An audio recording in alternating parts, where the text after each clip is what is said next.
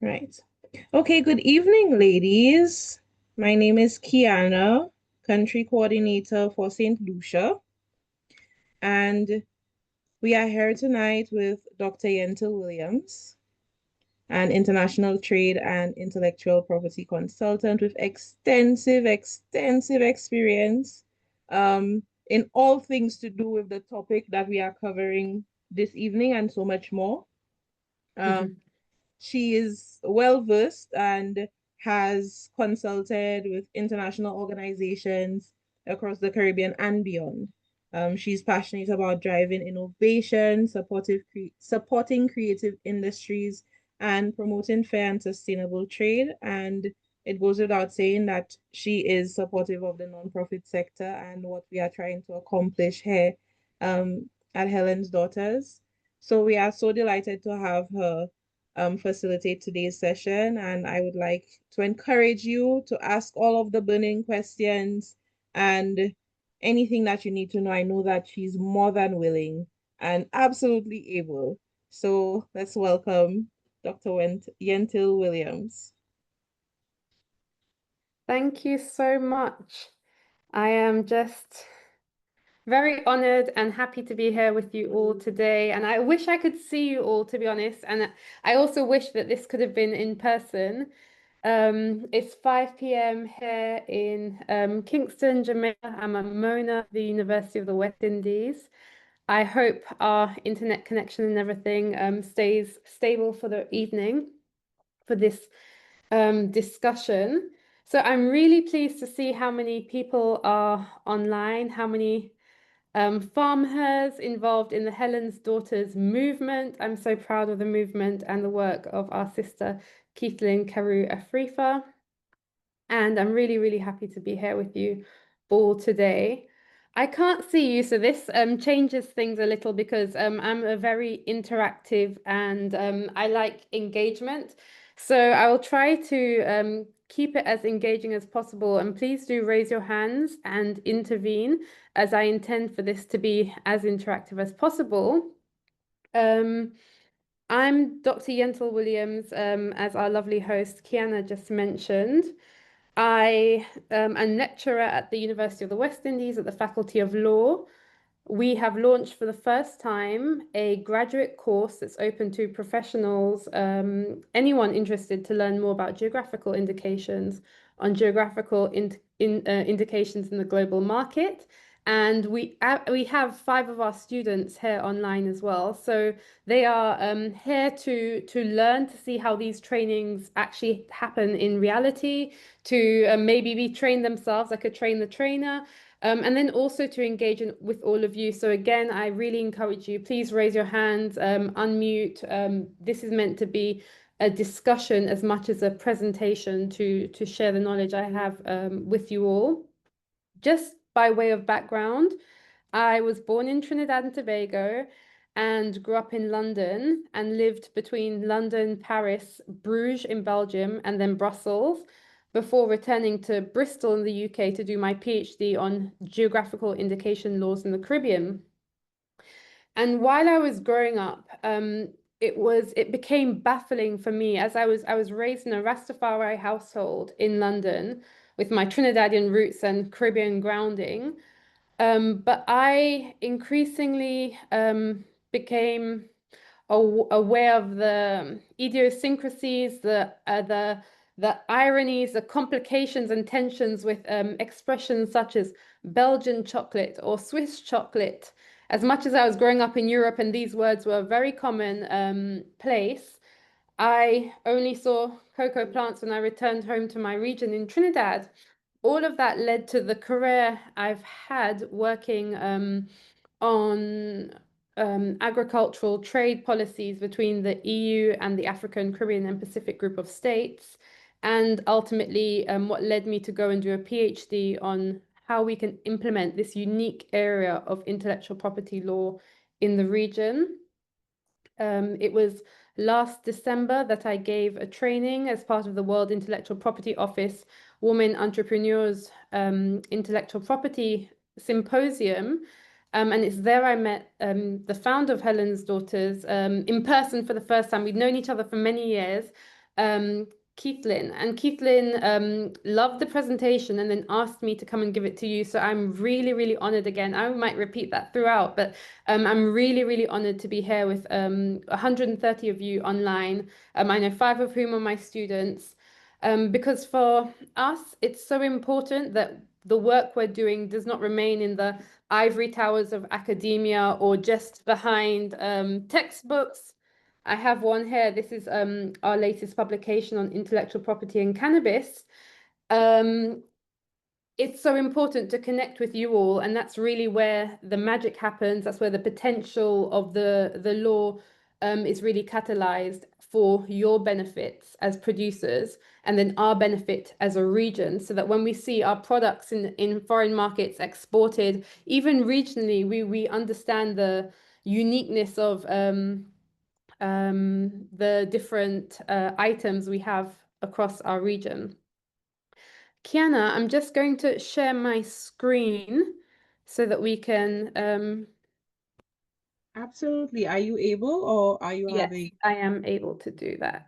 let me know when you want me to launch the polls. Poll questions. Okay, perhaps we can launch the introductory poll questions now, and then I'll indicate again some way in the middle of the presentation.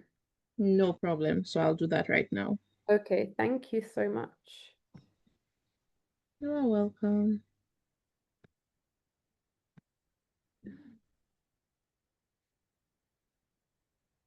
So for those of you online, the poll has been launched. Can you please respond? So the first question I see here is, have you heard of geographical indications, GIs, before today?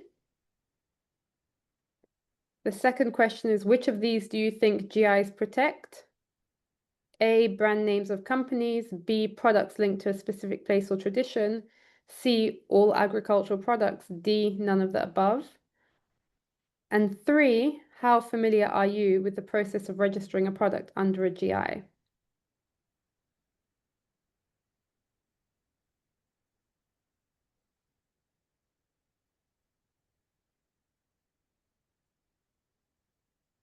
And there's one final fourth question in this introductory section. Number 4, which St. Lucian or Caribbean product do you think you could qualify for a GI?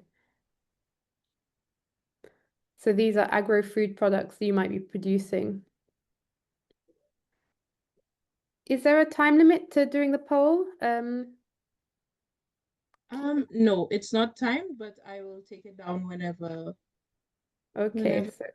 I see we have 28 so far, okay, good.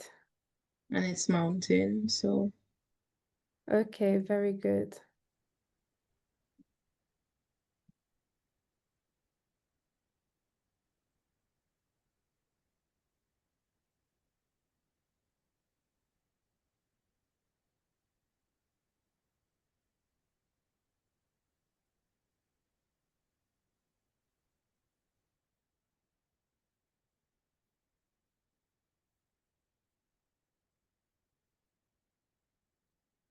Okay, can you all see my screen?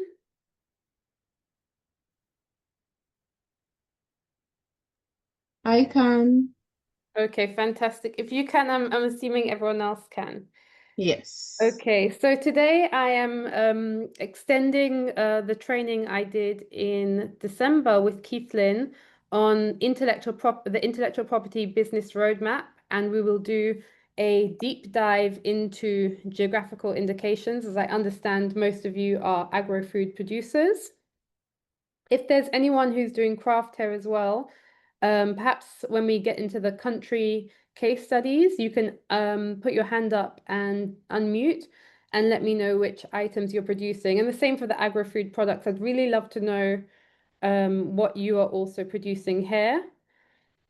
So I will start by sharing how intellectual property protections can benefit you and your business, but I will also give you a little academic and intellectual oversight on the linkage between intellectual property and sustainable development to ground our discussion into the sustainable practices linked to protecting your intellectual property. I will then consider the types of intellectual property for your business, and I will ask you some questions involved mapping your own intellectual property options. And then we'll deep dive into this specific niche area of intellectual property that I specialize on, and that's most likely most relevant for you all, which is geographical indications for agri-food products. And then we can have a Q&A and questions, answers, comments, feedback. I'd love it to be as interactive as possible. So again, raise your hand if you have any questions throughout, and we can just we can collate them and take them. So I had this question up. Again, I will get the poll questions back, but I wondered who here can define these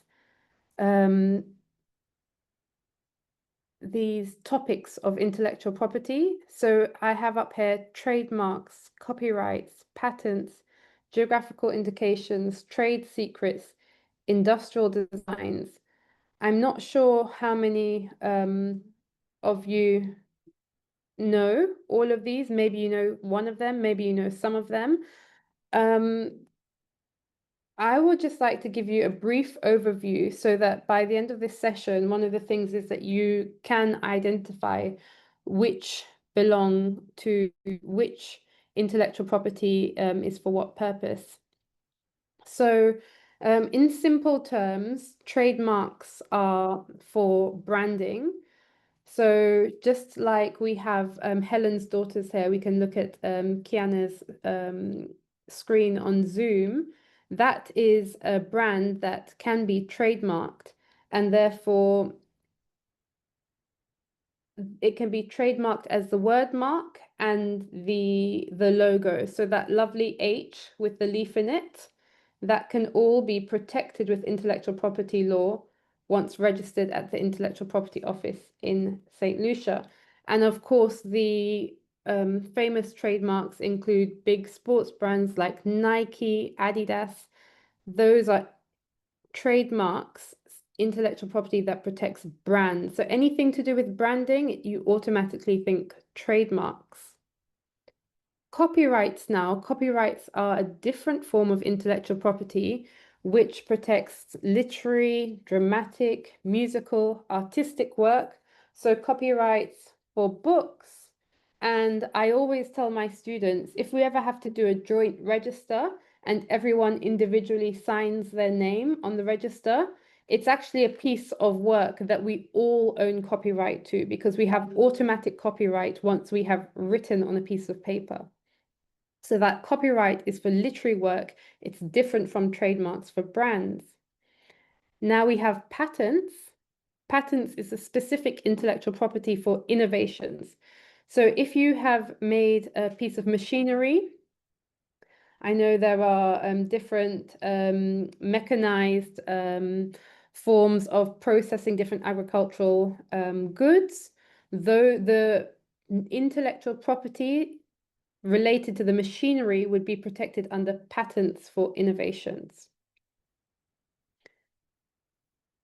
So we have the three most famous and most known trademarks for brands, copyrights for everything that's written, and patents for inventions. Now we also have the area I specialize in, which is geographical indication law, and that refers to protections for the quality, reputation, and characteristics of products from a specific given territory. So, for example, the world famous geographical indication is champagne. Champagne, sparkling wine, can only come from the Champagne region of France. I always reference there was a historic case where there was such a thing as Spanish champagne that is no longer in circulation, and it's illegal to use the word Spanish champagne because of the geographical indication laws that exist. Champagne can only come from the region with its same name. And of course, it has that reputation. The same for other products globally, Parma ham, Roquefort cheese, tequila from Mexico, Darjeeling tea from India. And then, of course, in our own region, St. Lucia rum, the most recent geographical indication, Jamaica rum, Demerara rum, Montserrat Hills cocoa in Trinidad. And then there are considerations of others, Jamaica jerk. Then we have trade secrets. Trade secrets are most typically in relation to, for example, recipes, whereby releasing the recipe would be akin to releasing a secret that can be protected under trade secrets. And last but not least, we have industrial designs. So industrial designs refer to, as it says, designs of, let's say, industrial goods. And that can be as simple as a type of bottle, the way the bottle is designed, even something like this would be registered in a specific system to say, okay, the bottle is of this length with a slope at the top and it twists to open. This kind of detail would be saved in an industrial design. We have one hand up. Okay. Yes, we can take a question. You could unmute Chelsea. Oh, sorry, Chalisa. Hello, good night. Good night. Yes, my question, good night, Miss Williams. My question for you, I don't know if it's the right question, but I'm gonna ask it anyways. Just for us who don't know, because remember we are dealing with agriculture, right? And most of us, I should say me, I just want a little insight on what is intellectual property. Okay, thank you. That's actually a really good starting point. So intellectual property deals with the expression of ideas and protects the expression of ideas. So we all have ideas, but we can express it in different ways. And that expression of an idea is what is protected in intellectual property. And the systems of intellectual property protection have been developed over hundreds of years. It's something that I go through with my students, especially from the internationalization of intellectual property in the late 1800s. So any idea that you express could be safeguarded or protected via a certain intellectual property. So you have rights for the expression of your ideas. And that's what I'm going through now to show you the things that you express and perhaps take for granted can actually be the subject of intellectual property protection, which then allows you to perhaps boost your revenue and safeguard what the idea that you're expressing. So intellectual property has many benefits once you know, okay, I have this idea, this is how I'm expressing it, this is a type of intellectual property I'm using to protect the expression of my idea, and then afterwards you can have economic returns from your intellectual property, you can have cultural protection, you could have a host of different advantages for protecting the expression of your ideas. So just like I gave the example of champagne, champagne essentially is a sparkling wine. There are producers of sparkling wines all over, but what the French government realized hundreds of years ago was that the process of developing champagne, refining champagne production was special due to the region it was being developed in. There were unique qualities, there were unique reputations involved in their production, and there were unique characteristics with the development of the sparkling wine in the Champagne region. And hence, over hundreds of years, they have worked very hard, collaborating between the government and private sector to protect that expression of an idea in a collective way. So that's also the difference between the intellectual properties that we're dealing with today. The majority protect individual rights. So for example, as an author of a text, I hold the individual right as authorship unless I have co-authors and we all share those rights. But geographical indication laws actually apply for an entire territory. So, for example, the Champagne territory in France, or here in Jamaica, Jamaica jerk. Every Jamaica jerk producer can benefit from using the sign of the Jamaica jerk geographical indication on their product and then benefit from the economic returns, the collective branding, and the protection of their product. So it protects the product both in the territory and then also in export markets. Does that answer your question, Chalisa? Yes, please. Thank you very much. Okay, so I'm very excited to know now that we have this overview, and I'm going to go further into it, how you think differently now about how you express your ideas, and especially in relation to the agro food or craft products that you might be producing. I will just continue sharing that presentation. Okay. Ian, tell a question. Would you like me to take down the poll now? Sure. If you think it's good, that's fine. I do. I do. Good. Okay. So this is just a concise way. You can have a copy of these slides for you to remember the different types of intellectual property that you can consider for your production.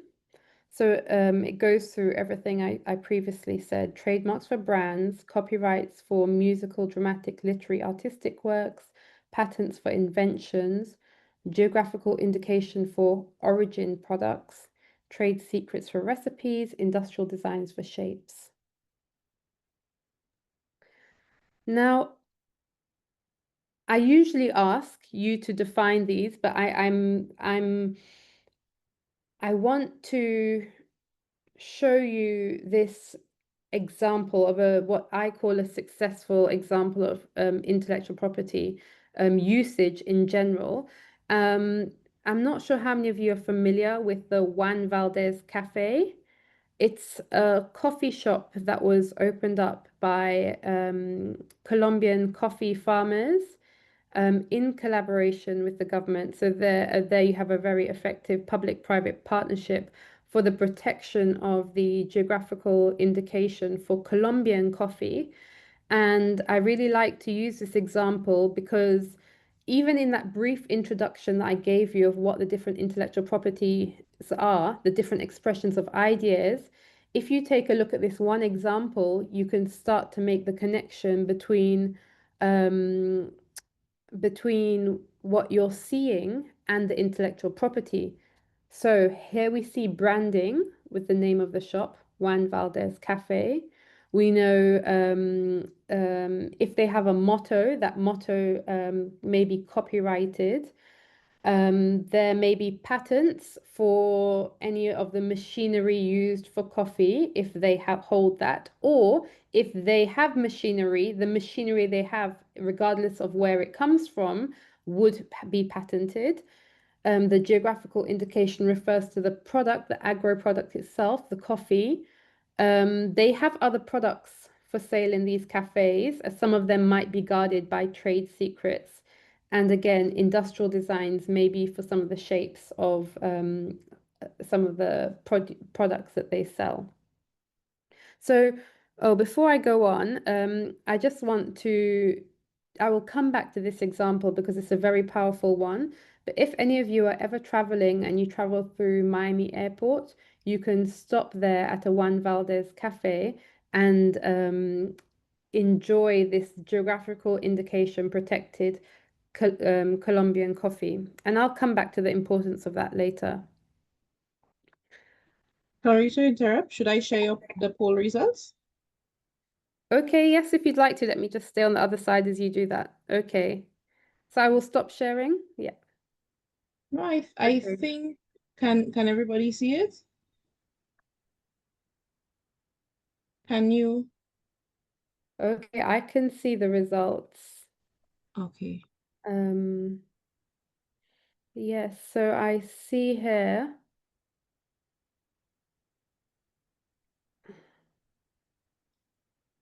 I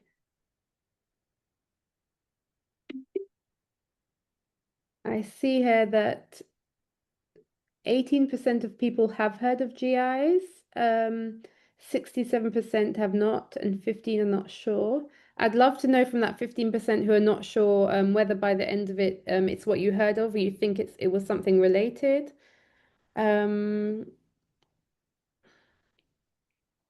Okay, that's good. Over 50% of you knew the answer B is the most directly linked to geographical indications. That is the correct answer.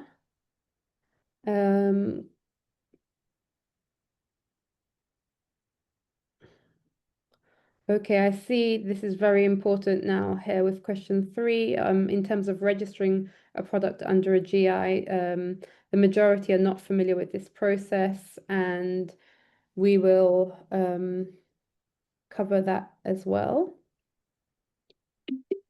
And which St. Lucian product do you think can qualify for a GI? Okay, I look forward to look at those questions in the text when we get access to them.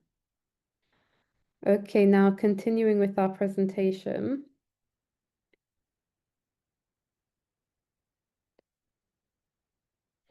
Now I want to go into a little bit of depth, and I'm going to go into teacher mode, so sit comfortably here.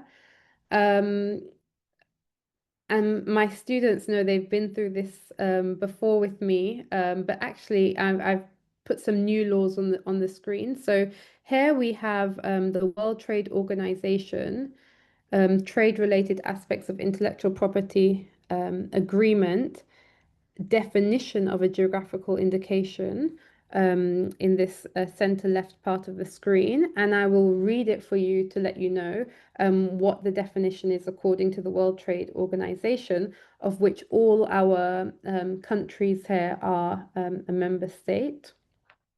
So this the WTO definition says geographical indications are indications which identify a good as originating in the territory of a member or region or locality in that territory where a given quality, reputation, or other characteristic of the good is essentially attributable to its geographical origin.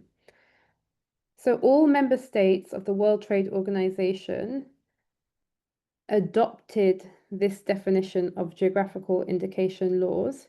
And I've brought up each of your laws here today just to show you how that has been transposed into our national laws across the region. So on the bottom left here, we have the St. Lucian law. And as we see here, geographical indication means an indication which identifies a good as originating in the territory of a country or a region or locality in this territory where a given quality, reputation, or other characteristic of the good is essentially attributable to its geographical origin. So we see it's almost a verbatim replica, the same law being repeated at the national level. The World Trade Organization law became law in 1995, and the St. Lucian Geographical Indications Act was enacted in the year 2000. Similarly, on the top right, we have the St.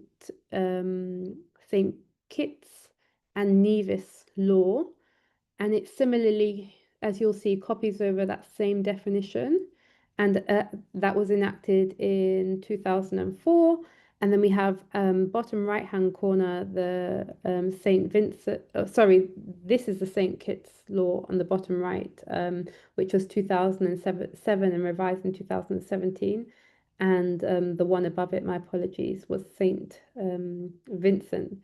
So as you can see, this is to give you an overview that the law exists at the international level and we are adopting it at the level of our nation states across the Caribbean.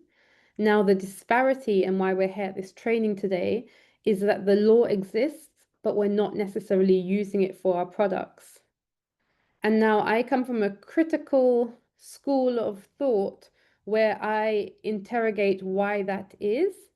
And that comes from a historical analysis of the laws and where they come from. And if we think these laws were mostly developed in the 1800s, with the specific interest to protect products like champagne, and other wines, it was not necessarily developed for us.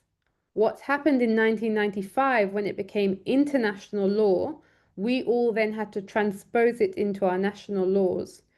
And this is why we're here today, because in the work that I'm doing, I really advocate that how we integrate these laws today in our countries must be in a way that is beneficial for our producer communities.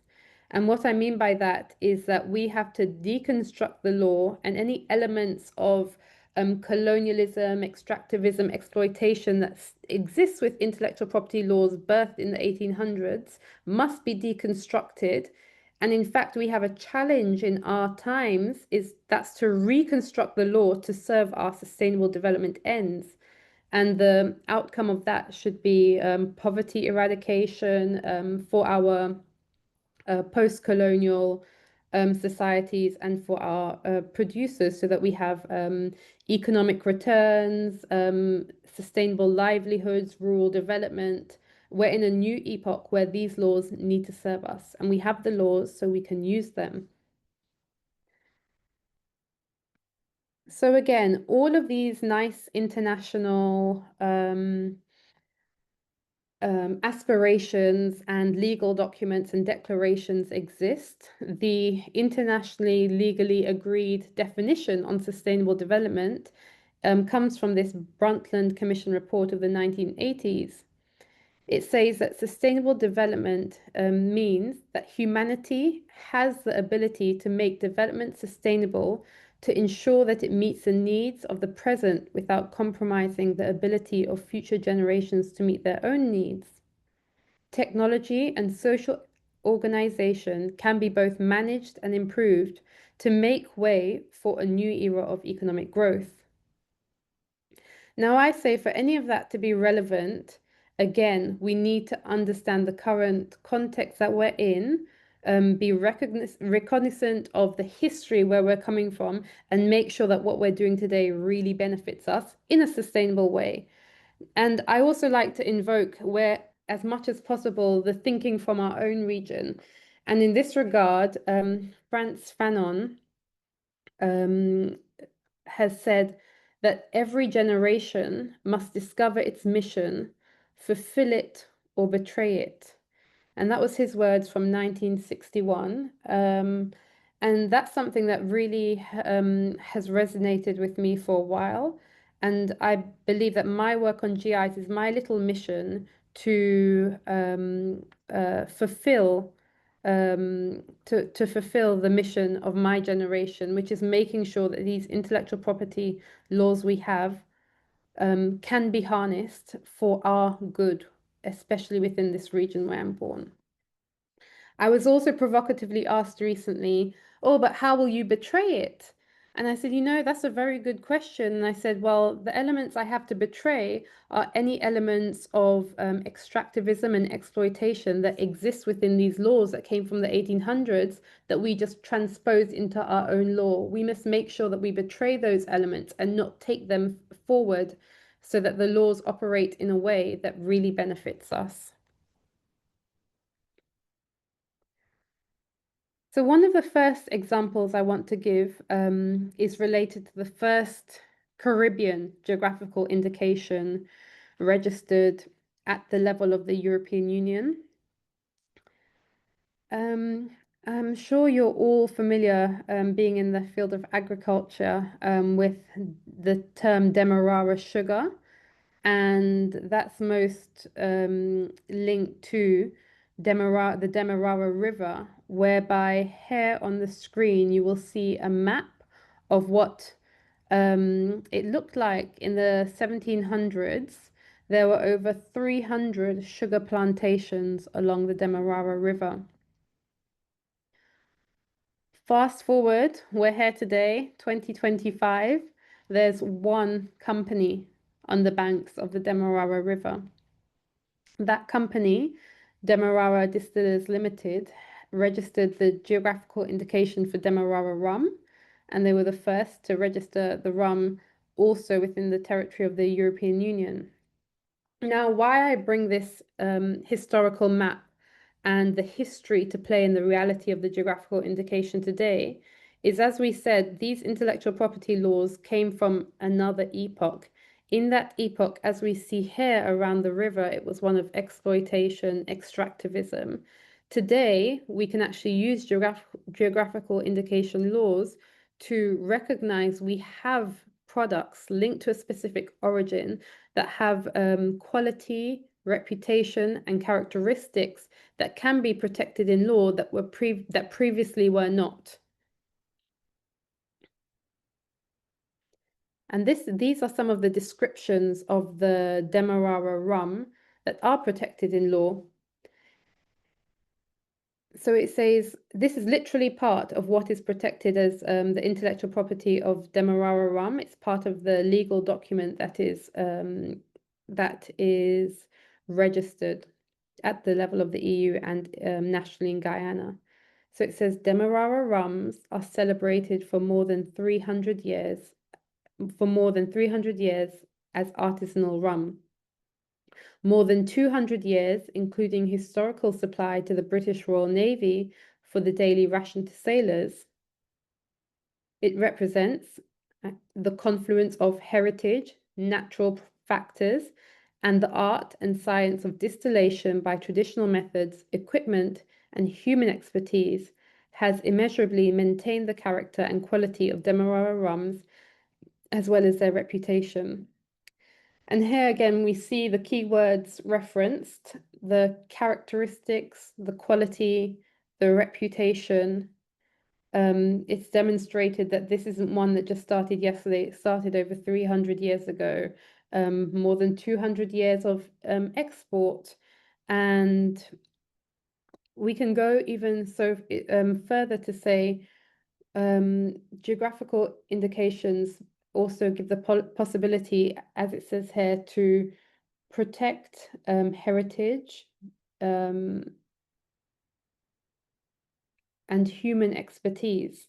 So previously in 1700s, those things were not protected. We were just in a totally different epoch. In the epoch that we're in today, we have the ability through using the various intellectual property and this specific geographical indication law to protect our human expertise and know-how related to the products we produce, their quality, reputation, and characteristic linked to the territories that you're in. So on the right-hand side of the screen here, we have the logo, which is a branding of Demerara rum.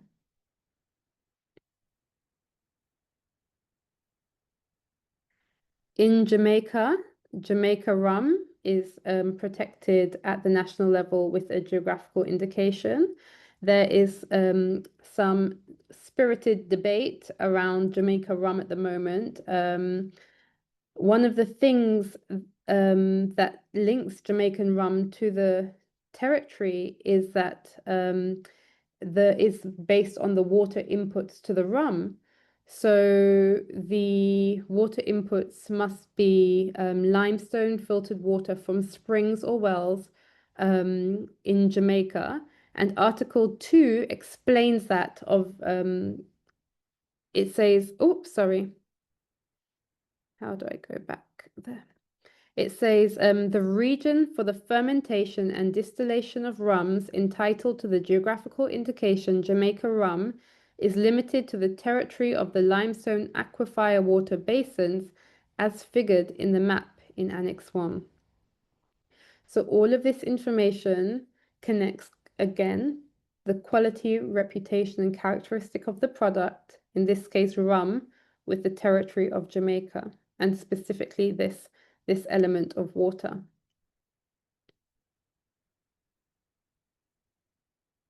So if we were having a breakout group at this point, what I would ask you to do, and perhaps this is some homework for you all, is to think about the different types of intellectual property and how they can benefit your current business. So you can think about your brand. You can do a trademark for your brand, and trademarks last 10 years and can be renewed. So you can have that, you can brand your business with intellectual property protection, of course, geographical indications. And then you can also think about this second question, which is who are your allies, your competitors, and your stakeholders? These bits of information are important because you do not want a branding that looks too similar like another branding. You want to be distinctive. You want to be distinguished from any competition. You want to have your own branding, your own reputation.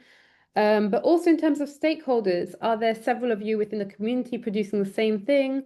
Is it better for you to come together as a community and actually apply for community protection for what you produce? These are important points of consideration. So again, you can have a copy of the slides, but this is just to give you an idea of if you're an agribusiness, these are the types of IP you might go for: patents, trademarks, GIs. If you're in the food and beverage industry, you might want to go into trademarks, industrial design, GIs, trade secrets, and so on.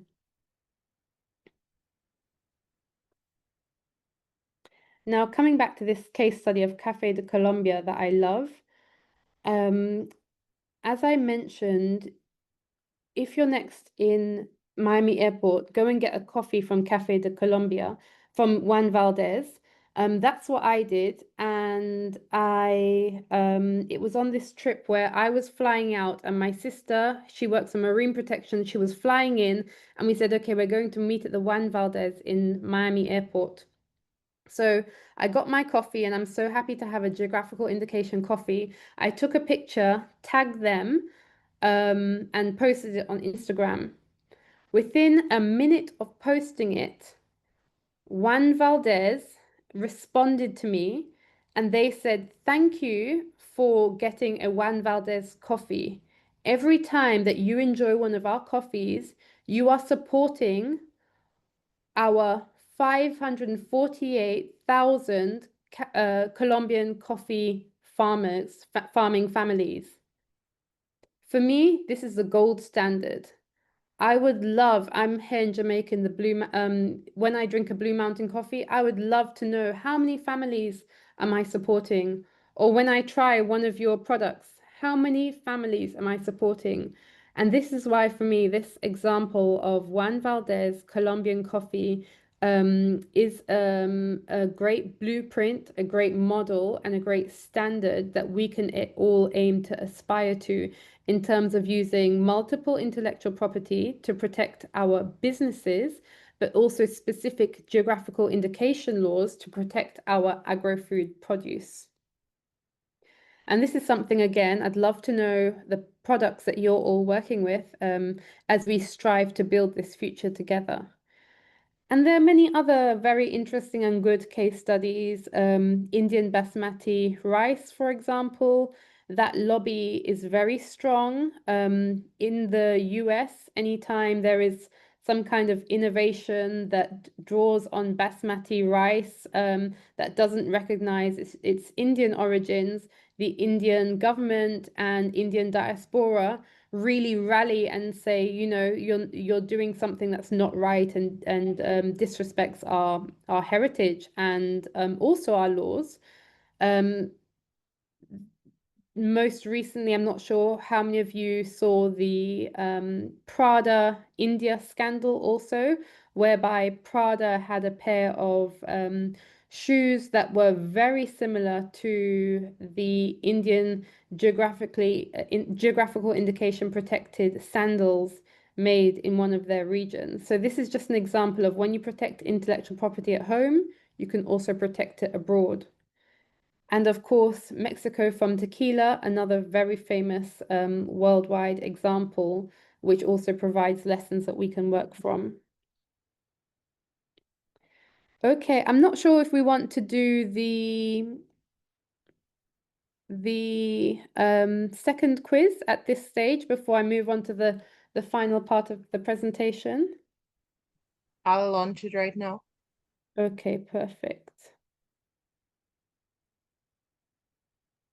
While I'm doing that, we do have a question.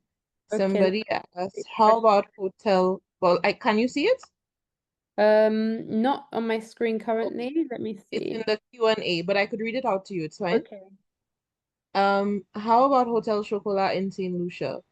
Are there any similarities to Valdez? Their chocolates are sold in the UK and US. So to answer that question, I would begin with asking some basic questions. So, Hotel Chocolat is a private enterprise, I imagine, from my understanding. Um, And so what we'll do, sorry, I'll answer that question. And before you answer the poll, I will actually do the next section, which is on GIs, because these questions relate to geographical indications. So just hold off on the poll for 1 minute. So I would ask, yeah, I would interrogate the linkage between the public-private partnership around Hotel Chocolat. And then I would also interrogate, in terms of that partnership, how many cocoa producing producers are represented, and also what is the organizational structure amongst the cocoa producers. So as I mentioned with Juan Valdez, the Colombian coffee cooperative is very strong. It's a very strong movement. And imagine their territory is much bigger than our territories in the Caribbean. So I really think if they can do it, we can do it. So I would ask about the nature and organizational structure of the chocolate producers. Who do they sell to? What's that relationship? What's that partnership with Hotel Chocolat? And is it just B2B, or is there a public sector interface there? So, and what's the power relationship and dynamic between those partners? Because is it that the chocolate producing partners to Hotel Chocolat can make such a suggestion like, okay, let's open up a store in a Miami airport, for example, and promote the heritage elements, the collective and community elements of the chocolate. So we would have to do yeah some in-depth questioning of what is the current model of organization, and also what is the future model we want to strive for. I know I was very happy to buy Hotel Chocolat products when I lived in the UK, and also buy it for my friends to say, ah, this is St. Lucian chocolate, this is chocolate from my region. But I have to say that actually I would love to know more about the details of that relationship between the entity Hotel Chocolat and the chocolate producers, and then the relationship of the chocolate producers who sell to Hotel Chocolat or partner with Hotel Chocolat and all chocolate producers within St. Lucia. Those would be the kind of questions I would ask. Is there anything else on that I can answer on that question?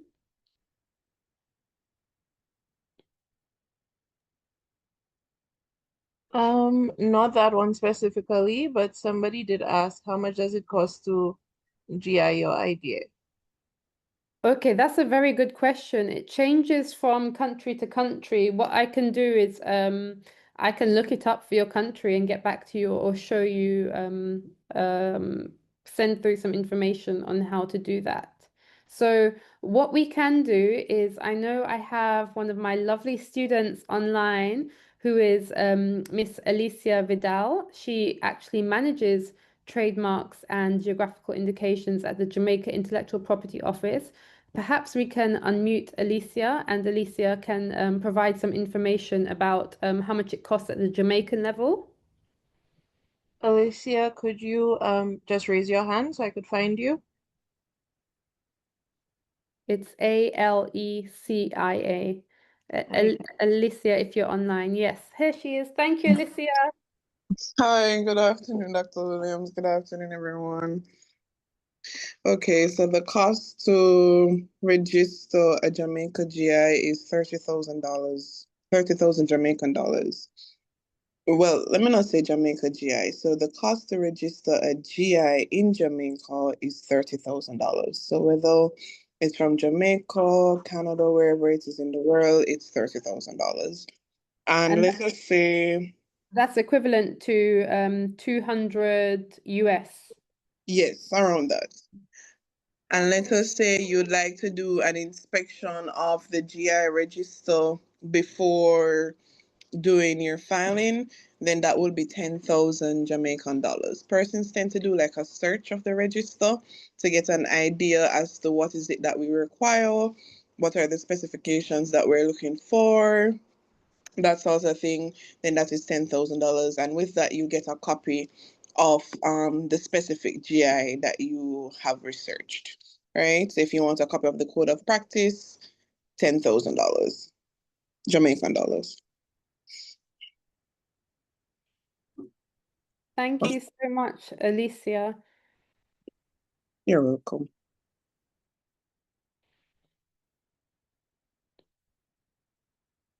Okay, any more questions at this stage? Someone is asking, is that fee the government fee only? I guess that's a question for Alicia.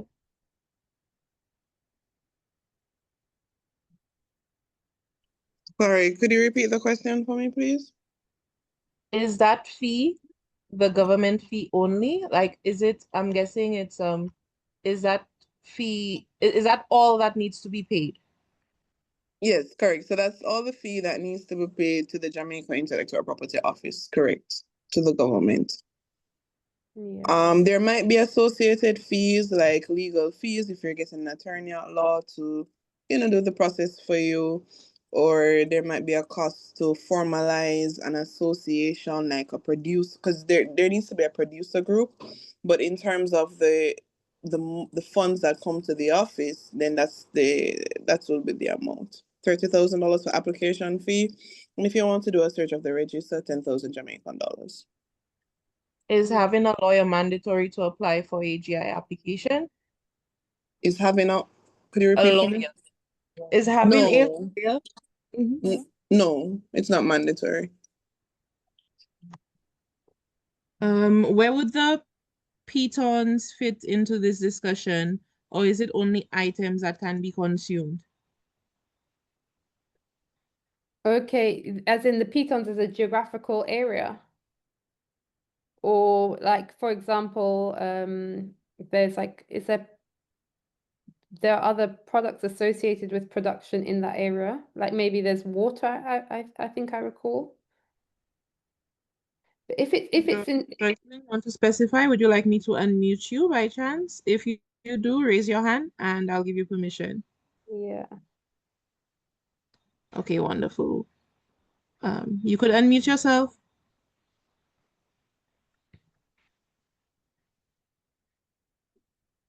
Go ahead, Joycelyn. You have permission to speak. Okay, Yes, wonderful. thank you. Hi, good evening.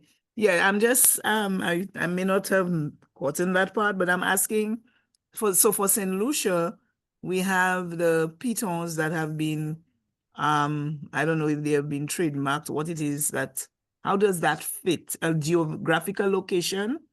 The two peaks that we have in St. Lucia that we use in to sell the island, basically.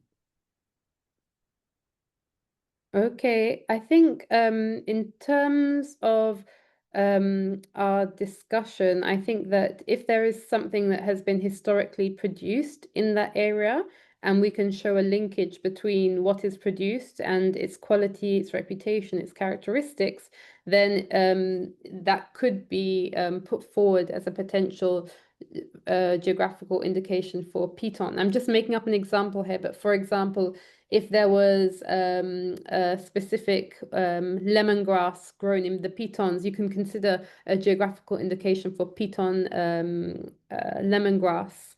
But in terms of the two mountain peaks, that is not necessarily anything that can be captured within the intellectual property law we've been discussing. However, if a company were to use those two peaks on its branding, that may be featured and then protected, but as a company brand, not as the pitons per se. So I hope, does that answer your Understood. question? Yes, Okay. I think it does. So because I was thinking of geographical location in terms of just the place, but it is something that is specific or maybe grown just in that area or may something along those lines Yes, or that would be made. used for a product. Okay. Exactly, an agro-food product or a craft item. All right. Could be that there's a specific community, like the Indian community of sandal producers that produce a certain sandals. If they produce in that area, it could be called, for example, Piton sandals.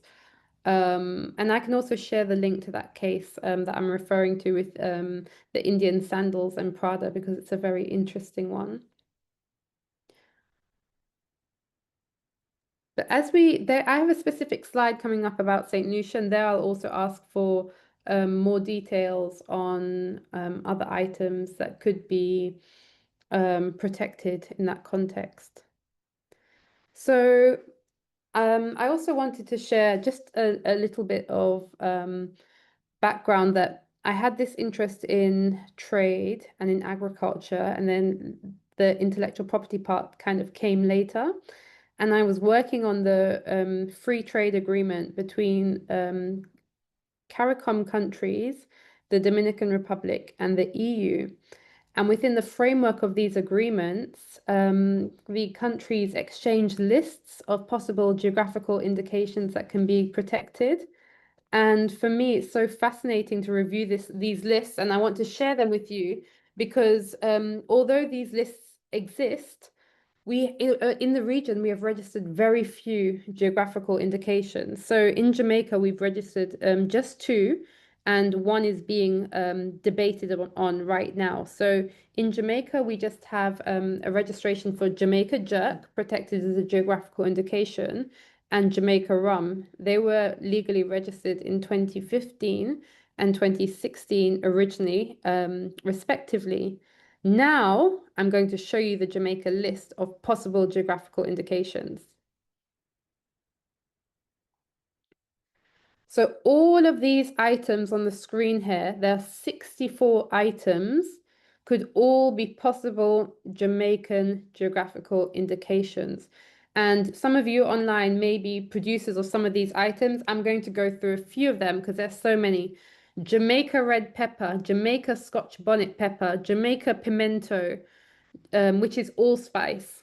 Lucy yam, Trelawney yellow yam, Jamaican cocoa, Jamaican Ortonique, Middle Quarters shrimp, Manchester peppermint, Jamaican patties, Jamaican Easter bun, Jamaican ginger, Jamaican cannabis sativa, Jamaican bauxite, Castleton clay, Jamaican thatch, St. Elizabeth thyme, Boston jerk, Blue Mountain coffee, Jamaican high mountain coffee, Catherine's Peak water, Jamaican wellness products, Jamaican blue maho, Jamaican cedar, Jamaican lignum vitae, Jamaican clay, Jamaican limestone, St. Elizabeth Hodges clay, sisal, Jamaica black castle.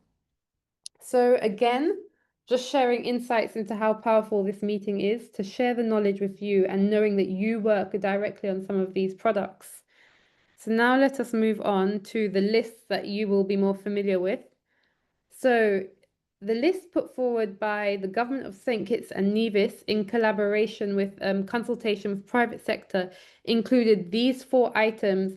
And how many people have we got from St. Kitts and Nevis? Can you put your hands up so we can see who you are? And do any of you produce any of these 4 products? So on the list for St. Kitts and Nevis is sarsaparilla root. I grew up drinking sarsaparilla. Honey, Nevis Sea Island cotton. And I have to ask, I do not know what Duke is. So can someone also unmute and tell me what is St. Kitts and Nevis Duke, please? Have we got some hands up? Lindbergh, would you like to take the floor? I see your hand is currently up. I will allow you to talk. You could unmute. Okay, you can hear me? Yes. Okay, the Duke is a type of, it's a rum. It's more, when we Um, talk about, I think it's 30 to 40% alcohol, but it's something produced here locally. It's something that's been produced here for close to 50 years. So it's o- something particularly here. It's actually produced in an area here in Market Street. A okay. gentleman named Jenkins, I think his name was, he's one who produced that. Okay, fabulous. I'm trying to sorry, let me just stop this. So thank you, Lindbergh. And what do you produce? Me personally, Yes. no, I'm a farmer. Just vegetables like pumpkin, squash, potatoes, regular vegetables. Nothing Okay. that would need to copyright anything. Okay. I'm not, are you sure? You Well, see not how yet, not you yet, see how not yet. extensive the Jamaican list was? I think we can be inspired as a region around that and think, okay, what else do we have? I agree. I agree. We would need to start to look at that seriously. And also, as you're here unmuted, I'm not sure if anyone else from St. Kitts and Nevis would also like to mute and share. If you were to update this list, which other items would you add? What would you say represents, which products have unique quality, characteristics, reputation linked to St. Kitts and Nevis? And also heritage. Well, what I know, what I look at in terms of a number of products that we have here, some of what I mentioned in the Jamaica list, we would have some, but we do have distinct way of making them. There's something we have here we call conky. Conky is something I've seen it in St. Lucia, I've seen it in Guyana, I've seen it in Barbados. Some people call it, I can't remember the name they call it, but what they do, it's made from the grated sweet potato, pumpkins. Some people put carrots. Some people sometimes put in raisins, some put in pepper, some put in cornmeal, and it's wrapped either in a banana leaf or it's wrapped in an almond leaf and then boiled. So it's Okay. something that is used a lot here during the Christmas time and Easter time. Sometimes people put meat on the inside. So it does give this almost like something you get from the Latin culture. So we do have that is here, but we do have similarly the cassava bread that we do here also. We grow the cassava, we make it here. So it's something similar you see in other countries, but we do have our own little unique twist, Kittian twist, as we would call it, on it. So that's what we're looking at. But I do agree with you that we need to have more persons copyrighting their unique way of doing a product. That would be particularly for their particular geographical region or country that you can see you can market outside of your country. Okay, thank you so much, Lindbergh. And I see different panelists intervening in the chat. Conky is called Pie Me in St. Lucia. And then other mentions to cassava bread, sugar cake, tamarind jam, Ducana in St. Vincent.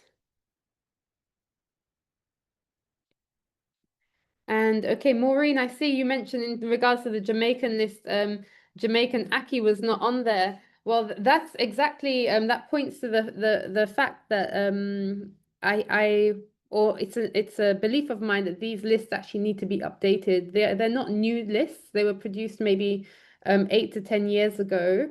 However, I believe certainly in this type of consultations type of work, we can update the list collectively and look to register more products. Okay, Marissa, you're saying St. Kitts has a large variety of jams. Can you name a few of those jams, please? And you can feel free to put up your hand and unmute the mic.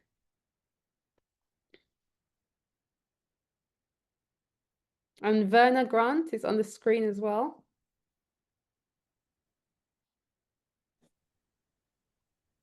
Hi, yes. I just wanted to add for St. Kitts and Nevis. In Nevis in particular, we make something called hamon. I think St.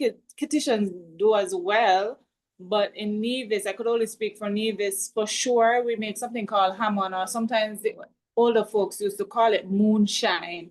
And different persons, just like what Mr. Bell said, different persons would make it with different ways. Some would add certain things to it to give it flavor.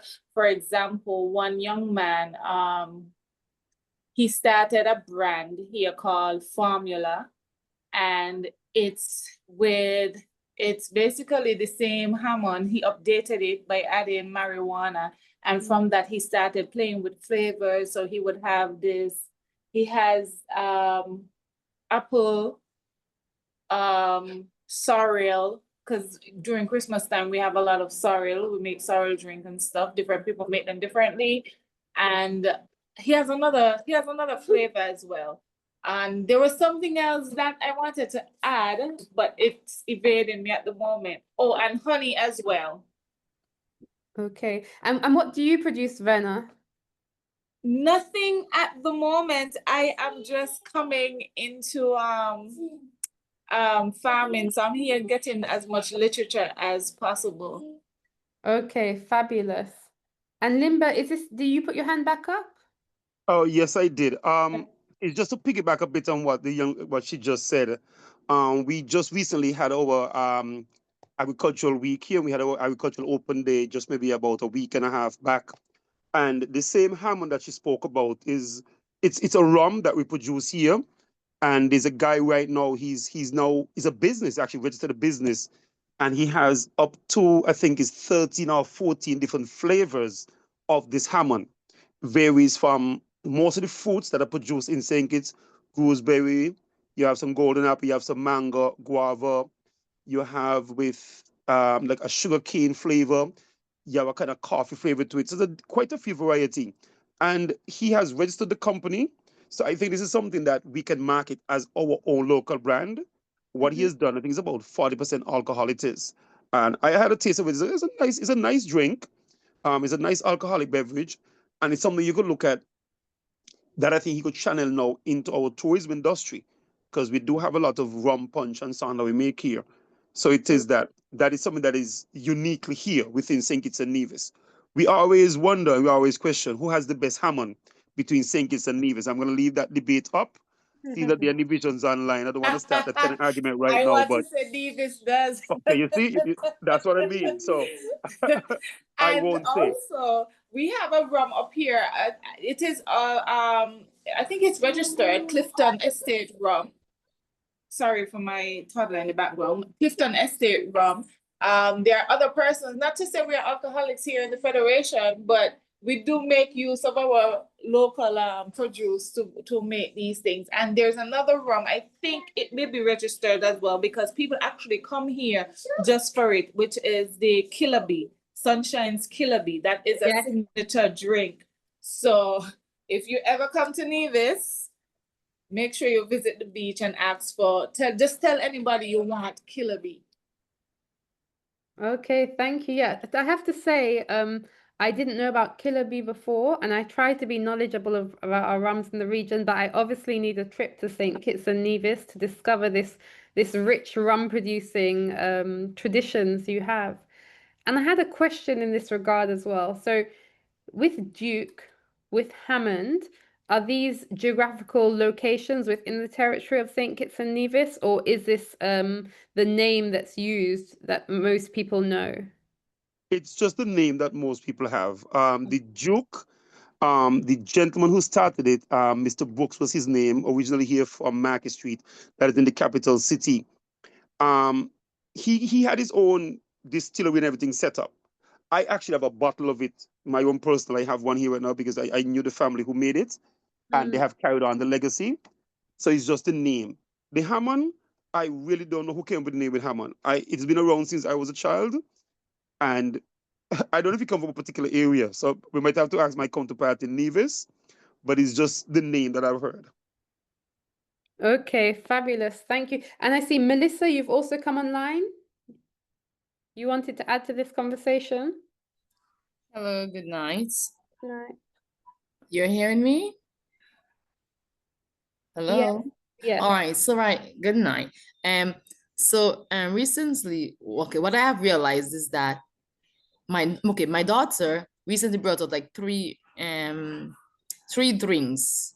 So one is called the sorrel rum, one is the sorrel liqueur, and we're going to bring out the hibiscus because our national flower is hibiscus, and we're going to bring out the sorrel hibiscus rum. But I think what happened is that it is not one type of rum is being used or originating to one particular area. So I will use a sunset rum combined with the monkey rum, combined with three different type of rum to make this unique flavor. So sometimes it is kind of hard to say it's originate in one location, but geographically maybe so it has 4 different other Caribbean islands linked to this one drink that we are producing. Also, I see one of the things that we're gonna have this thing called tea. I think it's bush tea. There's gonna be a bush tea festival on the 24th in St. Vincent. We're coming up to our independence. So I was listening to some of the bush that they had there, and I haven't heard of a lot of the bush of them they have. Guinea hen. I don't know if it's guinea pepper, but I think one of the major things that a lot of persons do not know how to package, and they don't know the origination of some of these herbal stuff because they're actually originated from a different, because some of the stuff was brought in because of either during slavery time or during somebody brought in something in for probably a agriculture project, and then it was distributed, or just like how the breadfruit tree was brought by Captain Blight into St. Vincent, which is in the Western Hemisphere. It's the oldest tree in the Western Hemisphere, botanical garden. So sometimes the geographical locations sometimes have a mixture of blend of not just one location, but several different Caribbean linkages. Thank you. Yes, thank you. And certainly I understand that you the inputs to the rums that you mentioned that you produce with your daughter comes from different places. But what I would hope and advise you also to do is that whatever brand you're selling those 3 offerings under, you can go and trademark your brand. So you have those individual rights to all the branding. And Limba, is that your hand back up? You. Well, I just have to know how to do the trademark branding, so I will have to learn how to do that one.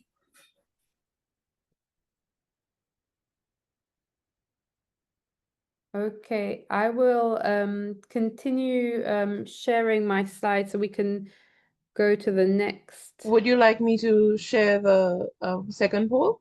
Not yet. I'll do it at the end of this because I'm giving a lot of information about the Okay, geographical no indications, problem. which is the subject of the last poll, of the second poll. No problem. Thank you. Oh, sorry, wrong one. Zoom. Start sharing. Here we go.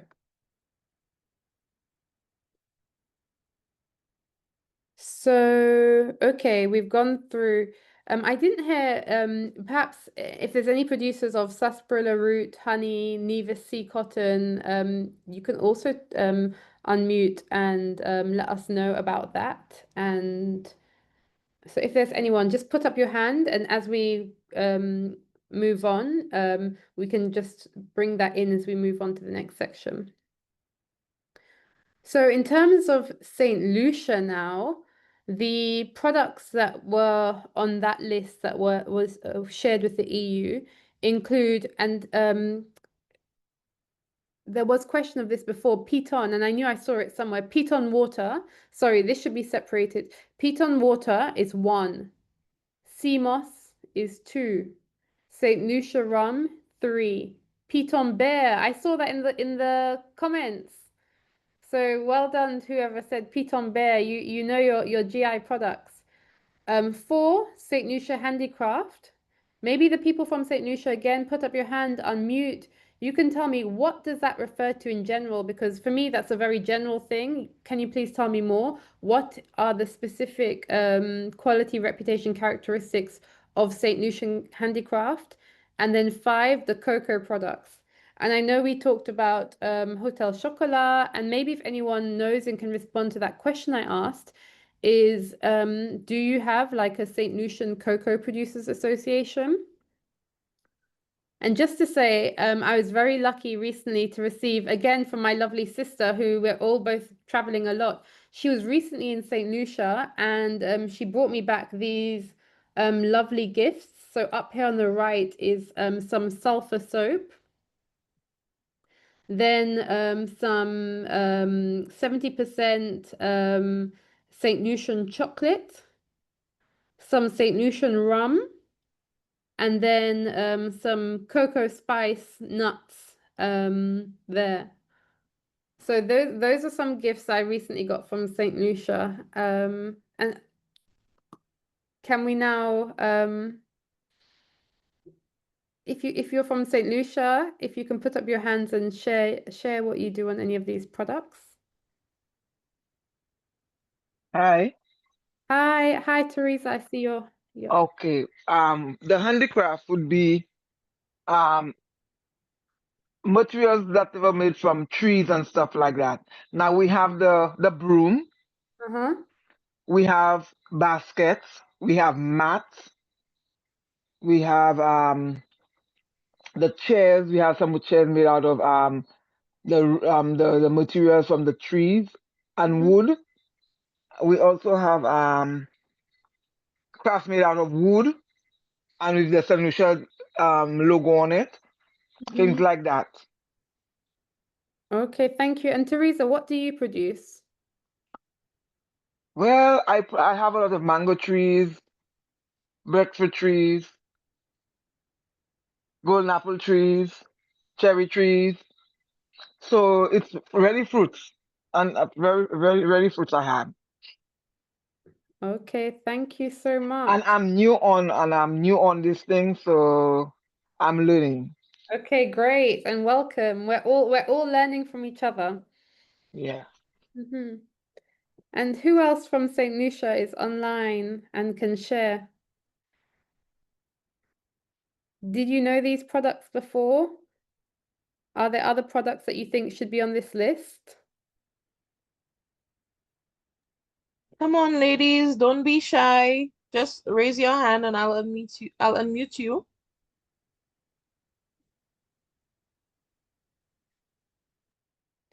Hi.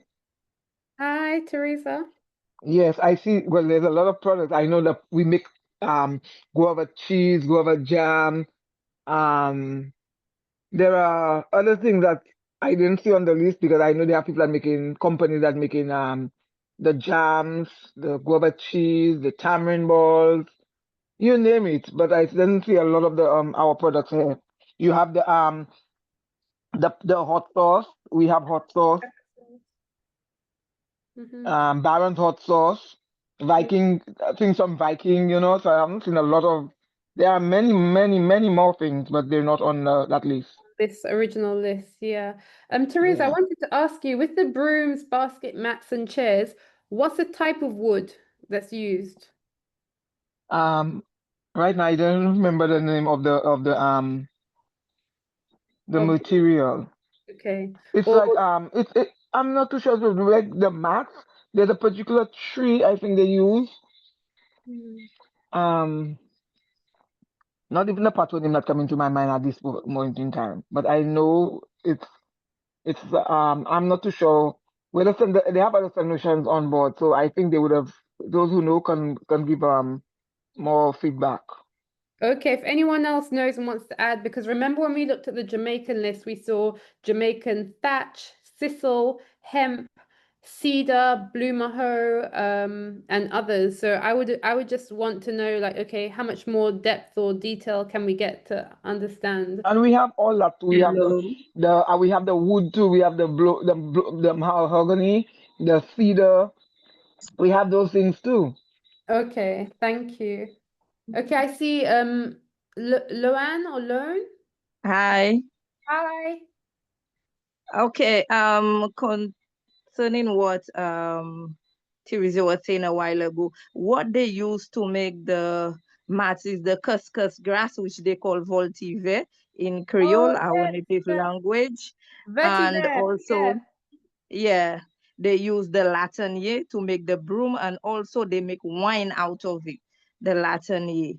Yeah, there is someone who makes Latany wine, and also Swaziland is well known for clay pots. They make clay pots, they make clay cups, plates, mugs, just name it. They make anything.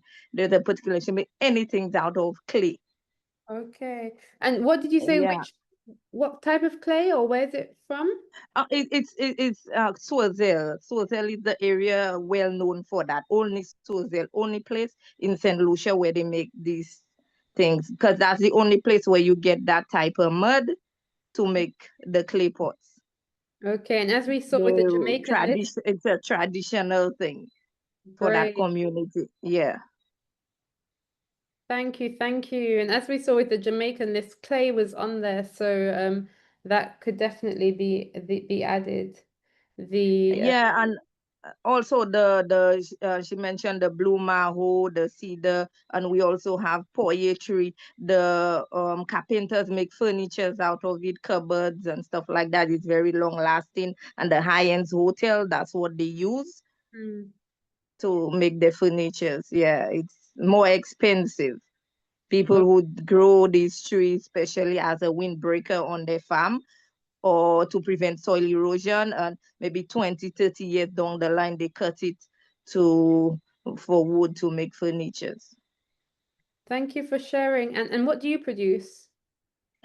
I produce a variety of stuff. I'm a vegetable farmer. I do a lot of celery, parsley, cabbage, lettuce, seasoning pepper, bell peppers. I do a little bit of ground crops as well, like sweet potato, yam, plantain, green figs. I also do coconut oil. I do like ganja oil too, cannabis oil, and I do different infused oil as well, and jams and stuff like that upon request. But mainly for people who live in the diaspora, when they come down, I package myself. I do stuff for them. Yeah. Thank you so much for sharing. And I see Avril online. Hi, good evening. I was going to mention the Latanya, which is what Luan would have spoken about. But I was wondering about our authentic traditional cassava bread that is made at Place Cassave, if it is something that can be considered on the list. I don't know how the other solutions feel about that. Over.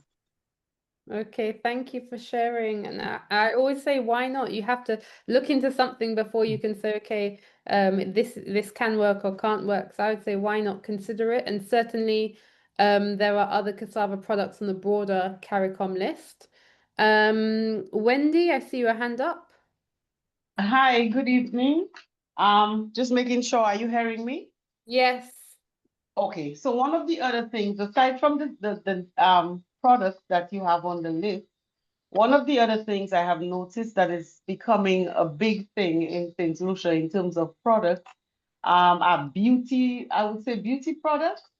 So like I know quite a few businesses that have like body scrubs, body butter, just like Lone mentioned, infused oil, and they seem to be doing very well in terms of marketing. You attend trade shows and you see quite a few of them that have become very signature brands around the island and also out of the island. So and I want to also hint on hair products as well. So these can also be added to the list. Yes, and when you say that, it reminds me that one of the ladies who participated in our workshop in December from Belize, she also makes sea moss hair products. And Belize sea moss can be something protected. I see here also St. Lucian's sea moss. So one of the things I always promote is if you are using ingredients that are unique and indigenous to your territory and have that quality reputation link, put it. So same thing for hair with the you can get a lot of different castor oils. If it's whenever I see a producer just selling a black castor oil, I say, no, you have to put Jamaican in front of it, because we can get black castor oil from other places in the world, but the Jamaican black castor oil has unique qualities, reputation, characteristics. So Joycelyn, I see your hand is up. Yes, so I'm agreeing with all of what has been shared, and I'm thinking that sometimes we do have items that as persons don't think of as being, valuable to use in that regard. So I just do not medical, how would I put it? Herbal medical treatments, that kind of thing. Because something that is very well known to St. Lucia, when you have the cold and so on, there's something we call Shini 12. And the Shini 12 usually has alcohol. I don't know the others who might know it better than me, but it just came to mind as I looked at the chairman's bottle there. As something that's a go-to when the flu is high, when you have colds and so on. They give you one dose of Shini 12 and you will sweat it out and you will recover in very quickly. It has some natural herbs in it and so on, and then it has a particular Shini that they put in it. So that was just something on my mind, as well as the Latania and the other things that were mentioned. Thank you. And when you say shimmy, what do you mean? Wendy, help me. It's a particular caterpillar. When we say the shini would be the it's shimmy, yes. It's a caterpillar. It's a particular caterpillar for that medication. Wow, okay, thank you. Okay, and I see Melissa, your hand is up. Well, okay, I want to just touch on something that is herbal. I don't know if it is geographically located to St. Bitts alone or it's practice, but I know, remember, when I was a child, if I had a cold or something like that, my mom would have given me whale oil and honey and lime, and you got to drink that thing. And that, instead, because what I've noticed, and we have actually gone out of those traditions, and I don't know if we could bring these things back and start to market them at try to bring these local stuff rather than medicating children. But again, we say, oh, why are you going to do that when you have the doctors? The doctors will be out of a job, or it should have not have done that. But I remember it worked very well. And remember, as a child, my mom would have taught me to use Vicks, and you call the thing Vicks, some rum, and rubbing alcohol. If you don't have rum, rubbing alcohol, Vicks, and soft grease, all that, and you rub that down from the tongue of the crown of your head to the sole of your feet, and the fever gone the next month. A lot is cut fevers. I remember one time my daughter was very ill and they didn't know what to, no matter how we tried to get her fever down, it would not work. So I called my mom. My mom said, go up by this neighbor. She said, go and get the young bud for the lime. And she said, put it in some lukewarm water and bathe the child. And the child fever went. I'm telling you, because we couldn't know what to do with that child fever. It was 104 going up. Continue, it will go down, come back. And no matter medication they give this child. And my mom told me to use a lime thing. And I think so it's just some herbal things I think we need to go back and probably bring back on the market again that work effectively rather than drowning all these medication. I'm a nurse too. I'm a nursing assistant. I'm not beefing on the healthcare, okay? So no, don't get me wrong. I do believe in you taking checks up and so forth, but again, I do believe in we going back to our roots where we come from rather than all these pharmaceutical things that we're not too sure what all of the properties inside of them. But again, that's just my 2 cents. Thank you. Thank you so much for sharing, Melissa. And this really resonates with some of the questions and discussions we've been having as part of our geographical indication course at the university with the students who are here online, like which new products should be included. And herbal products have come up because in the region we have a health of knowledge and uses in this regard. And again, if we look back to the Jamaican list, Jamaica did have these wellness, it was framed wellness products, but the herbal can fall under there as well. I'm just going to go to now the St. Vincent products. So those from St. Vincent, oops, sorry, lost it. Okay, so those from St. Vincent who are here please, yeah, put your hands up, unmute, and let's, yeah. So the products listed for St. Vincent and the Grenadines include arrowroot starch, blackfish, coconut oil, Sunset Strong rum, and Union Island sea salt.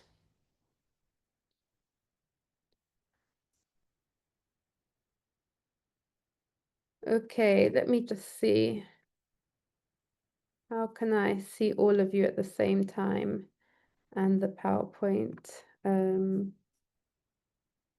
Let me see if I can do this.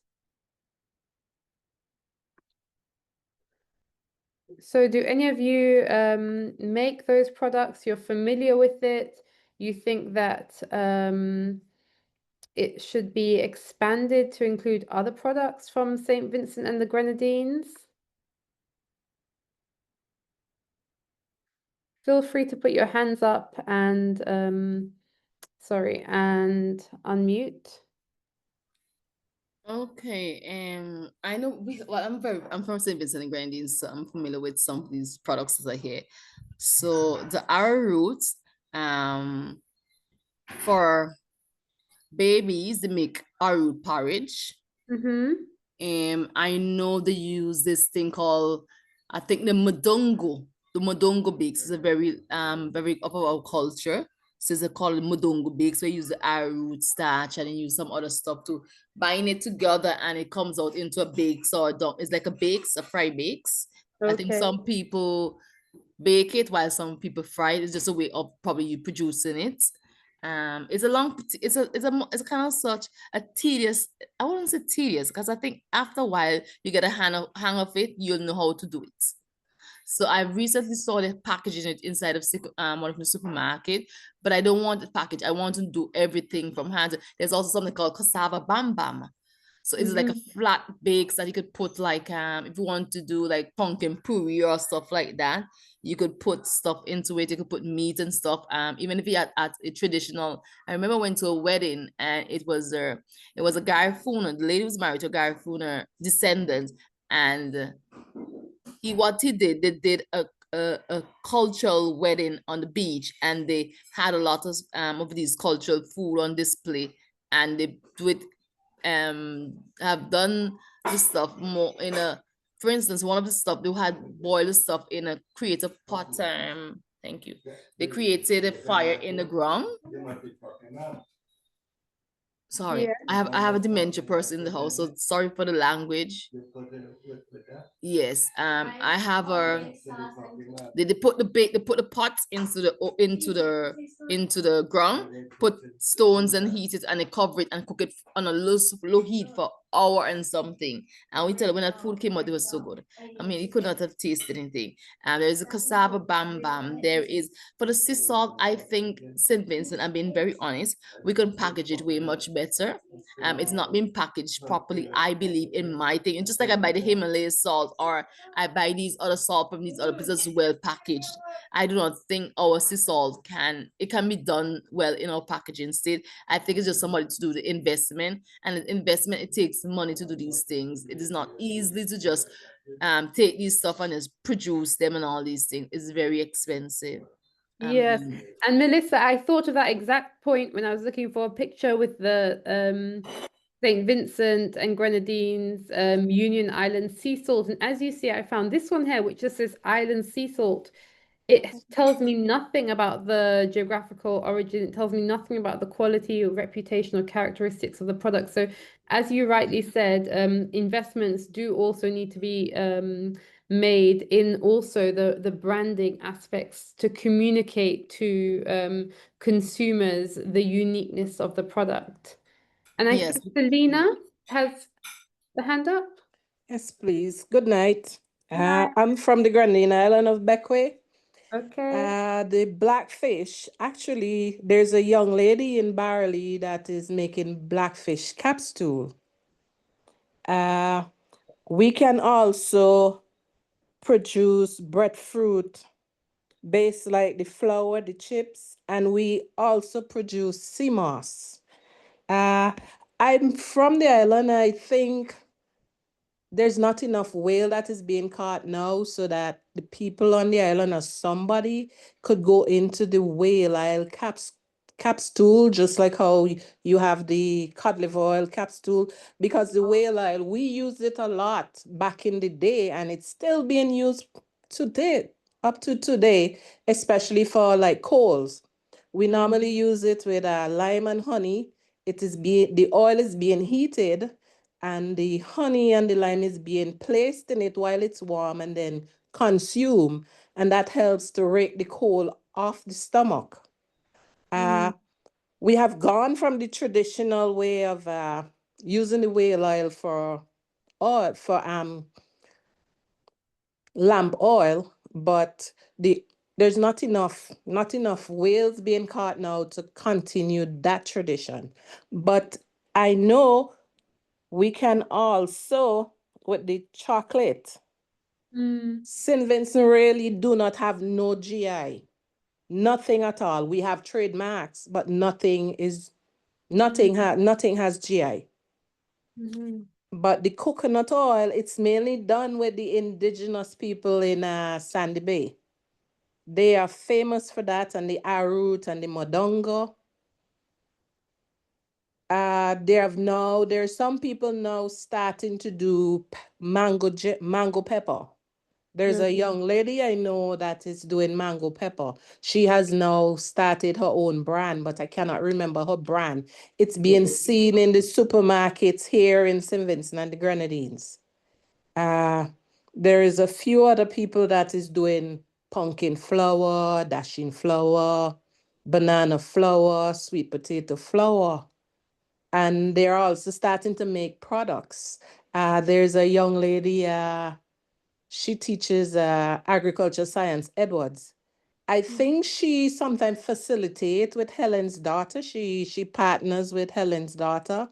She teaches the young ladies and the young men. So they're doing like, you could go now into the supermarkets and you could get potato pudding mix. And you just have to add a few more ingredients to it and it is ready to bake. Thank you. And Selena, what do you produce? Nothing at the moment. I'm here to gather all the information I can. My mom was an artisan, but she has passed on, and sadly to say that none of my siblings took up what she used to do. And what did she used to do? She used to do jewelry out of sea coral and shells and the whale bones and the teeth from the blackfish and the shark teeth. Wow. But no member of my family took that up. Well, I'm wishing you the best as you carry on the mantle of your mother's work. Hopefully one day I'll get into it. But the sea coral now is very hard to get. They used to reap it from the sea, but it's protected now. So for you to get that, it has to be when the sea take it take it from the bottom and bring it to the land. Yes. That's the only way. Okay, thank you. And I see Thank Sulian. you. I was interested in doing purple CMOS. So I was wondering if we can still GI the purple CMOS in St. Vincent, because there's no one else that really offer the purple CMOS. They offer regular CMOS, but not purple. Yes, and again, my response would always be, why not? It has to be looked into. I know in Jamaica here we also have purple sea moss, and we've seen sea moss on many of the other country lists. So why not also for St. Vincent and the Grenadines? Thank you. And I see Verna, your hand is up. Yes, the lady that was just speaking about the cassava and the different types of flour. We have an agro-processing unit here in Nevis that does that. And also, I remember just a few years ago, my son's godmother oh Lord, my son's godmother, she went to Guyana and she brought back locally made baby formula from Guyana for me. And it was made from natural produce that they used there. They packaged it and labeled it baby formula. So I think these are certain things that we could actually look into. Just last week, we made dumplings here at home with the cassava, no, with the breadfruit flour that we got from the agro processing unit. And they are labeled, they are registered and stuff. So I think, as you rightfully said, sorry about that. As you rightfully said, our list in the regions, they need to be updated. And I think too, with CARICOM, they need to do better in terms of making sure that throughout the region, our produce and better. Hello?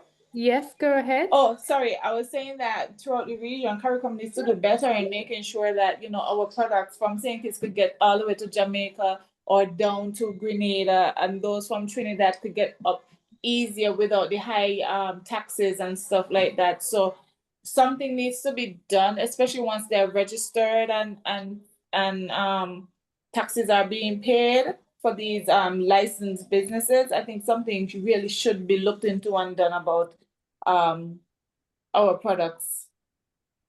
Yes, and thank you for All right. sharing. Just to add on to that, I remember when my daughter was a baby, she was lactose intolerant, and they wanted her to get goat milk. Well, I didn't have a goat, and so therefore we had to try to see if we could get the goat milk out of Barbados, but that did not Wow. did not went through because of the processing fees, and I didn't have the monies and all of that. So what I had to go to soya milk.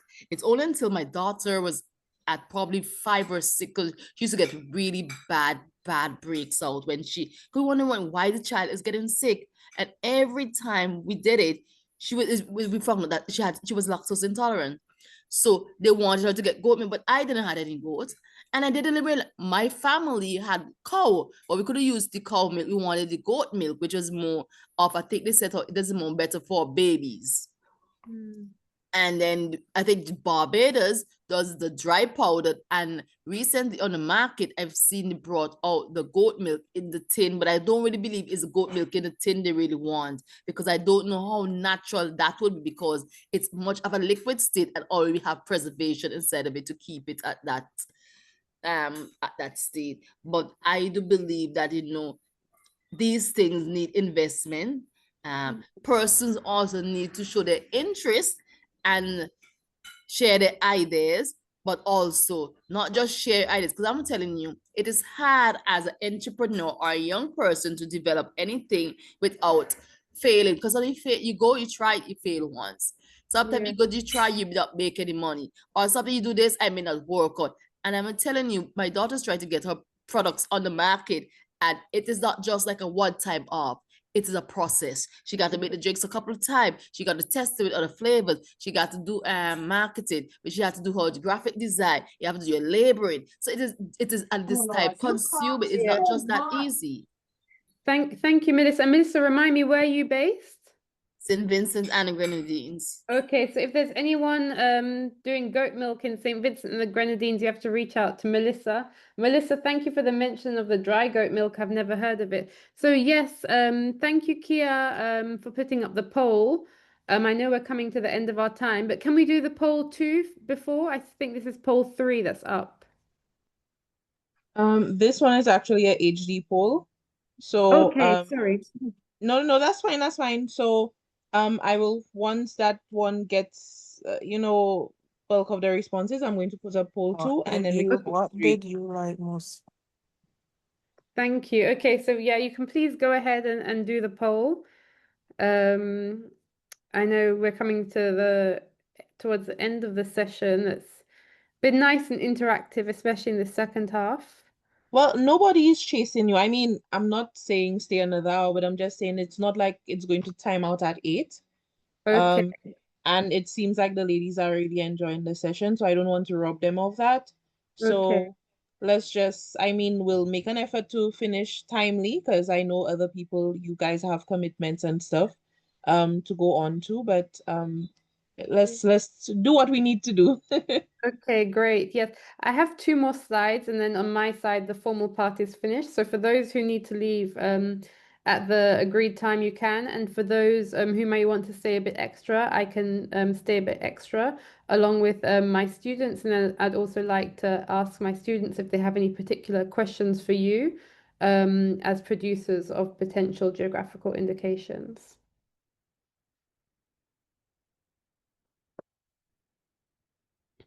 So my next slide will actually distract everyone from the poll, I believe. So Kia, you can tell me how your poll is going, and when you're ready, I can put the next slide on. Okay, no problem. It's really short, so we Okay. already, yeah, we nearly halfway there. Okay, lovely.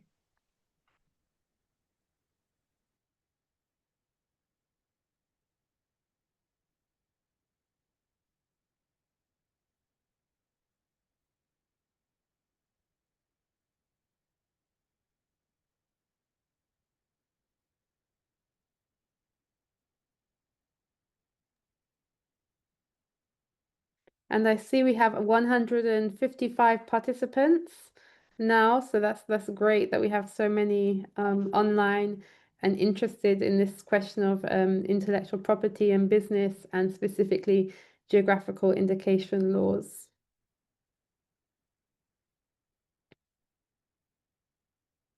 Okay, so for those who haven't done the poll yet, please can you do the poll that's online, and then I can show you the next slide, which is very exciting with a lot to take in.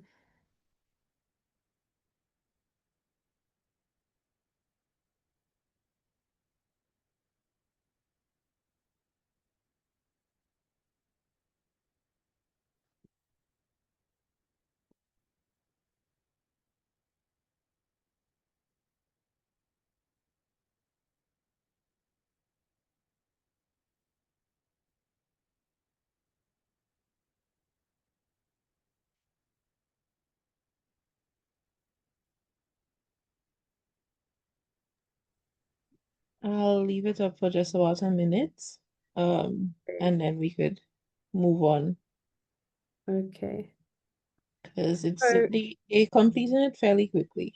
okay, lovely. So for those that have completed it, you can already have a look. So this is a complete list of CARICOM and Dominican Republic items that was shared within the framework of this free trade agreement with the EU.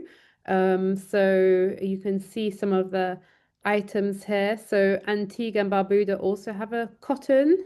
We discussed cotton earlier. Honey, there's Antigua wild honey, Barbuda logwood honey. We saw honey earlier. We have honey also from the Bahamas, sea salt also from the Bahamas, and the cascarilla bark from the Bahamas. We talked about sarsaparilla root earlier, but this cascarilla bark, I know you must all be familiar with Campari. And Campari may be thought of to be as it is branded an Italian liqueur, but the raw material ingredient of Campari actually comes from Bahamas. It is this cascarilla bark. So within our class discussions, we were discussing, okay, what would a GI for the Bahamas cascarilla bark do to the already existing brand that exists, Campari? And what does it also mean in terms of the critical questions that we're asking about how do local producers benefit? What is the benefit for the local community? Do economic returns return to the community? In this case, a brand Campari in Italy is well known, but not necessarily the raw ingredient input, which comes from the territory of Bahamas and is a cascarilla bark. And for anyone who has questions on Bahamas, we have one of our students is Bahamian and he's online, David Allens. We see chalky Mount Pottery from Barbados. We talked about cocoa earlier on, clay earlier on. We also have the cocoa products from Belize. So I'm just looking for similar products to some of the things we discussed: rum, wine, liquor, chocolate stout, also from Belize, baskets from Belize, and Kalinago handicraft from Dominica, Makushari rum, bay oily, and then several different products from Dominican Republic, mango, coffee, cigars, the Larimar, it's that blue stone that is famously known to come from Dominican Republic. Grenada, we have the nutmeg, mace, cocoa, soursop, honey. Guyana, the rum we just discussed, but also Tibisiri straw products, cassava casreep. So we talked about cassava earlier. A cassava meats sauce, that's the kaheli. We see different oils. We mentioned oils in our discussion: Guyana crabwood oil, Guyana coconut oil, heart of palm, cotton products.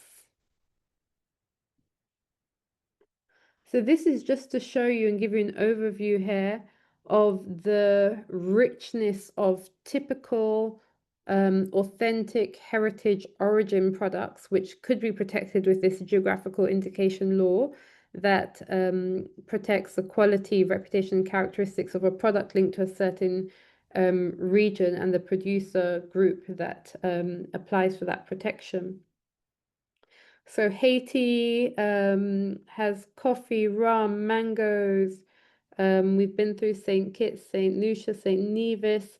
Suriname also has a cassava drink that they called cassiri. They have rice as well. And as I mentioned, Trinidad has the Montserrat Hills cocoa. And Trinidad has also registered the Trinidad and Tobago steel pan as a geographical indication, and hot peppers are being considered, as well as rice. So that's the end of my formal presentation. I'm really happy to have been here with you tonight and to meet you and engage with you and have this lovely discussion about what you're producing or thinking about getting into and its relationship to different IP protection, because we learned that it's already very important to think about not only how you express your ideas, but how you protect the expression of your ideas. This is just a little picture here of when I met Keithlin in person after knowing her for more than 5 years online through the work that we were doing. And it was a beautiful moment. So this is why I want to say cheers to women innovators, cheers to all of you. And hopefully whenever I get to come to your countries, I can get to sample some of the products that we're talking about and we can cheers together. So I'm very happy to keep in touch with you. There is my Instagram handle. It's at Yentyl _W, YENTYL _W. And that's my email address there. You can always email me y.k.w@hotmail.com. And of course, I'm accessible via Helen's Daughters Network. Yes, I think, Ione, you had a question, your hand was up.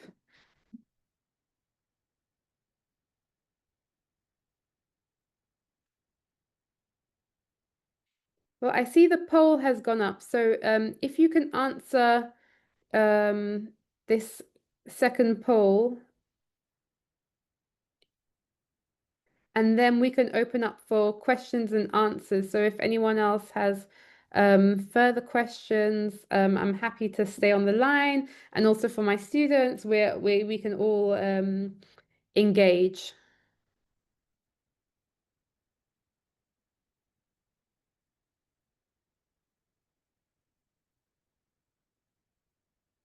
Okay, Verna, your hand is up.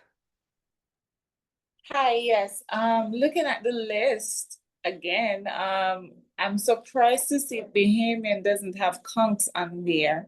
When I visited back in 2015, everything, we had a buffet style local gathering for for all the internationals that were there, and almost all the dishes had conchs in it.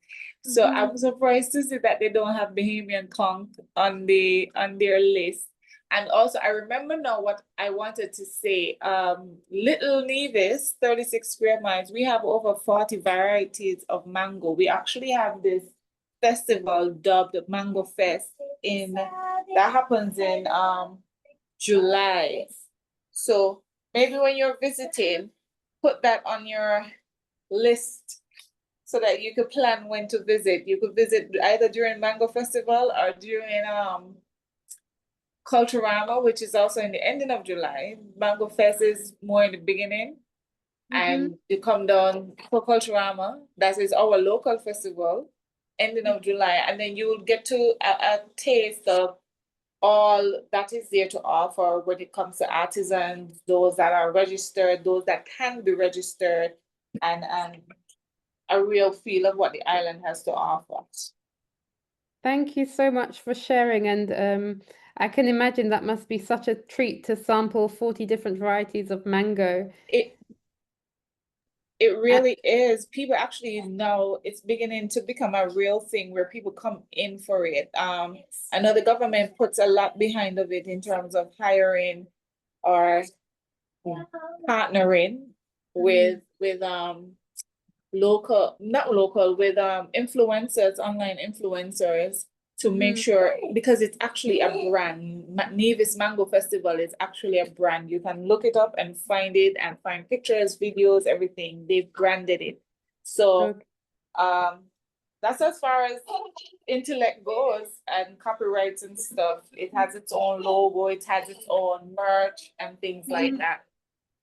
Thank you very much. So I will look up Nevis Mango Festival, follow them on Instagram.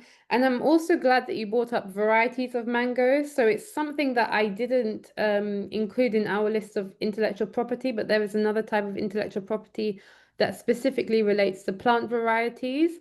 That is a very scientific discussion, and but it involves the registration of that specific scientific plant variety in a registry. So that's another level of intellectual property protection. Also, I know of this lady she has a trademark. I want to believe it's a trademark, and she probably would have done her marketing very well. She used natural fruit to create wines, and I'm telling you, they are strong. I'm not alcoholic myself. I'm not an alcoholic at all. I mean, a little bit of alcohol I smell will just make me tipsy. But she produced damsel, name the fruit, and she produced it. And I think, I don't know if it's other Caribbean country does it, but I think somebody needs to take up that in the market in the Caribbean, because she's a senior citizen too. She's a retired nursing assistant. And, I know she used to do, we call it planting chips and other stuff, but now she's saying because of her carpal tunnel syndrome, she no longer can do as much as she used to do. And I know eventually she'll be able to make the wine. And then I don't think anybody else is really intrigued or want to go through, because it is a tedious process, I should say. I remember one time I tried to make, so I was teaching me how to make guava jelly. And I tell you, if I didn't have patience, I would have left the guava and the jelly by itself. I never would do this again because it was a tedious process.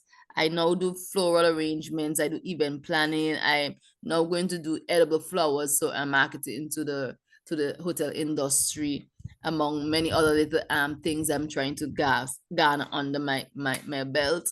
But I think somebody else should probably take it up in St. Vincent to make the local wines. And, just everybody have red wine and they have all these fancy wine and buying all these other rum. Support our local. Yes. Okay, I want to open it for question and answers now. And do my students who are online, you have this very unique and great opportunity to talk directly with women interested in intellectual property protection for their agri-food businesses and intentions. Do you have any questions for them?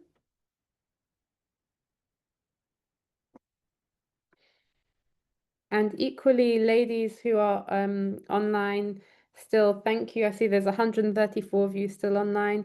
If you have any more questions or answers or comments, you can feel free to ask them.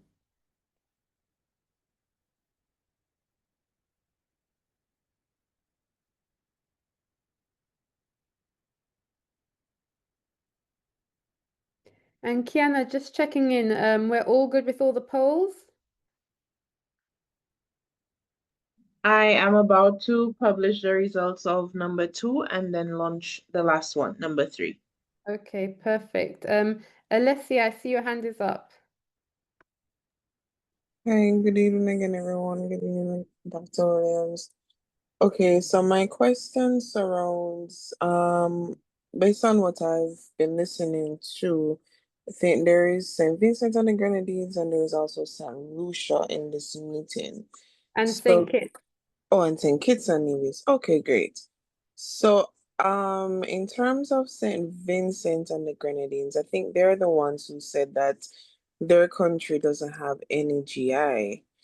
Um, from a practitioner's point of view, I'm just curious as to how likely do you think it is for the producers of, let's say, one of your common or popular produce. So I think someone mentioned arrowroot or cassava bambam, and there is a whale oil.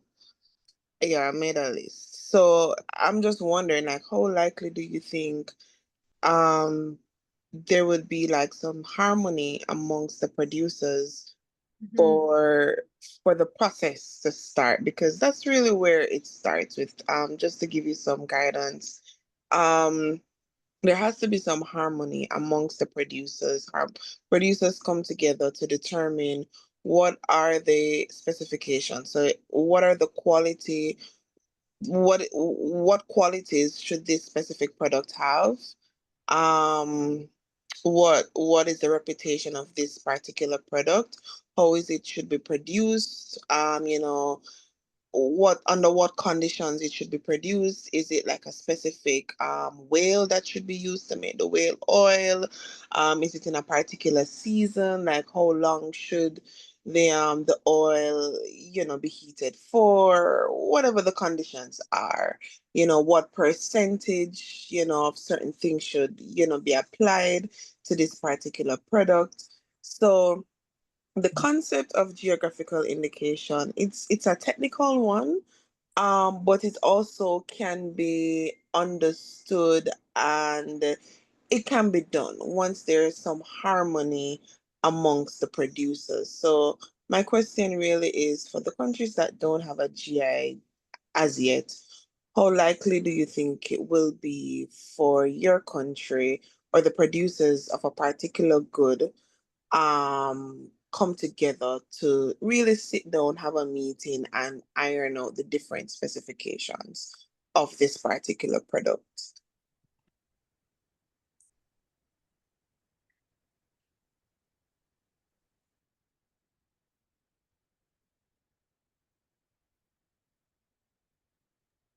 Yantil, I don't know if you're done assessing the Thank you. results. That's good for me, yes. Okay, wonderful. So I will put up the last poll. Okay, sure. And ladies, thank you for being here. Thank you for hanging in there with us. And please do not hesitate. Just raise your hand. I will unmute you. If you have any pressing questions, concerns, or a thought, whatever it may be.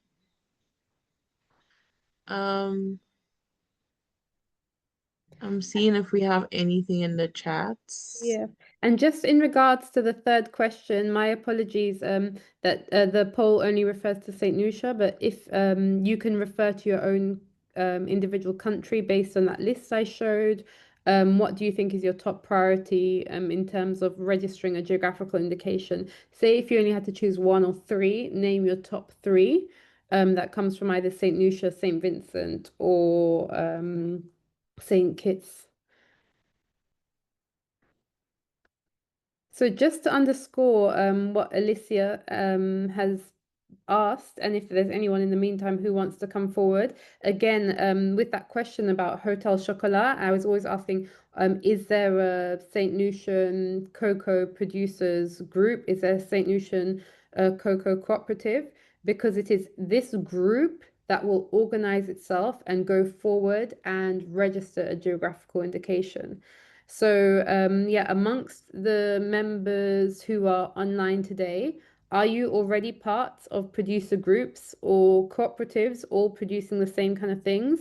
And maybe if you can put up your hand and intervene, it's very good for us to also understand, because then we can know perhaps that's a way that we can assist further to either help your existing group or even with the process of helping co-organize and coordinate organizations. So besides Helen's Daughters, are there any other groups that bring together certain producers here?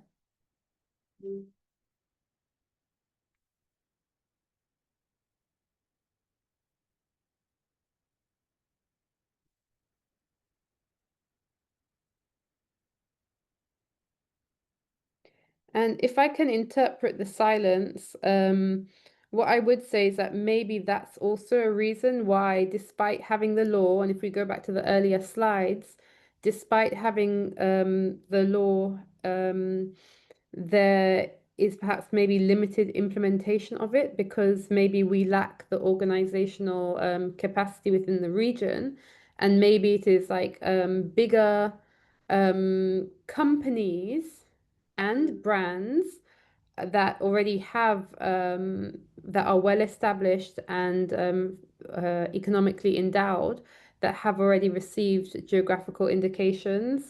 So, for example, one of the most rums are increasingly protected with geographical indications across our territories. But then I would say there are also smaller community groups like the Montserrat Hills Cocoa Cooperative in Trinidad. So if there are any of you who are members of cooperatives and maybe now's not the convenient time, but if you do want to reach out, please reach out and we can organize a follow-up conversation and maybe just also give you some one-on-one advice on how your cooperative can move forward. And why not dream big? Why not imagine a Juan Valdez Colombian coffee type model to be inspired with going forward? Do I have any more questions? David, Alexia, Chalicia, Amanda.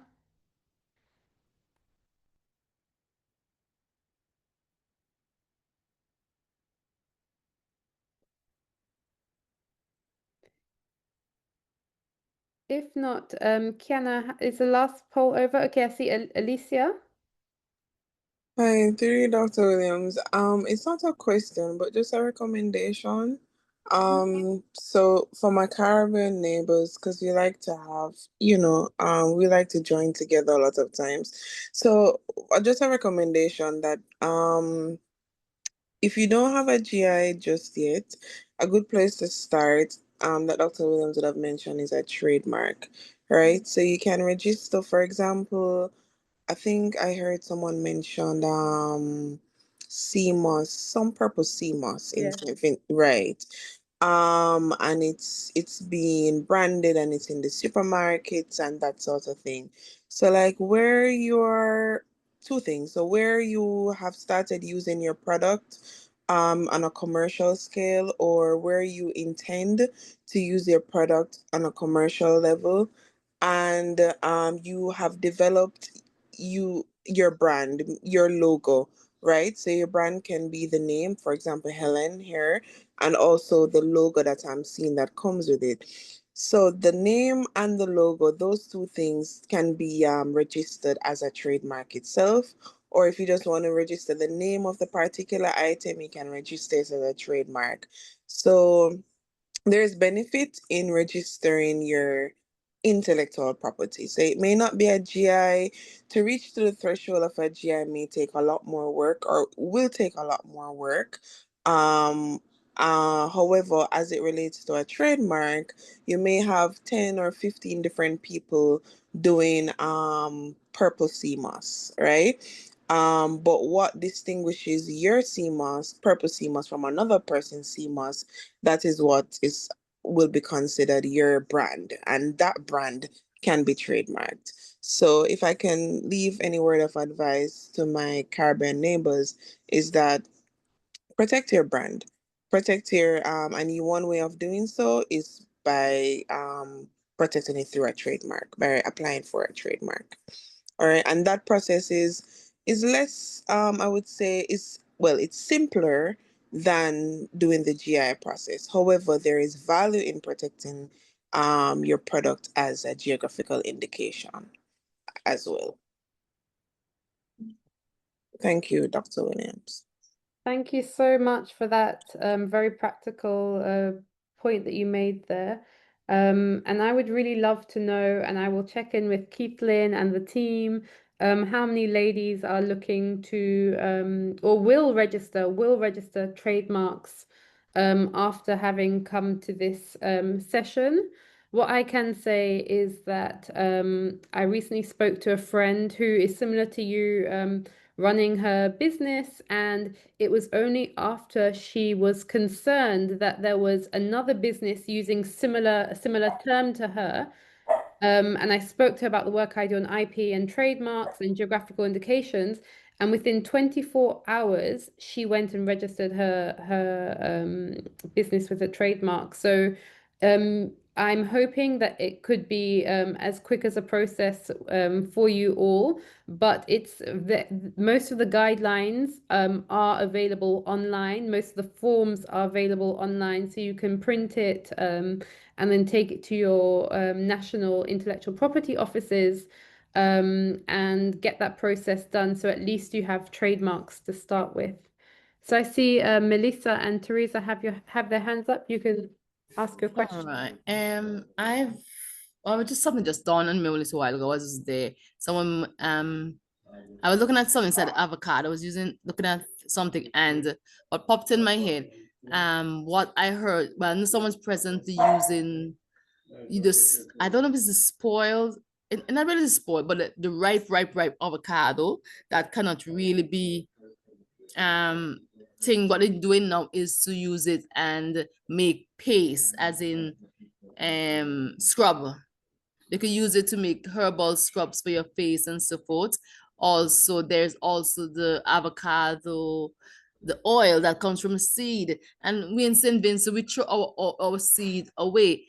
And so I think somebody could probably invest into that, because when we bring avocado oil from the UK, it's very expensive. It's not cheap, and it comes on a plane. And we in the Caribbean, sits on the gold mine and buy the stuff that is out there, when we could just market it ourselves. But we just have, as I said again, ideas has to pop into younger children, mold their mind, especially in the agriculture sector, and ideas that they can come up and help persons try to meet their thing. Because what happened, I realized, and not every child in the society is book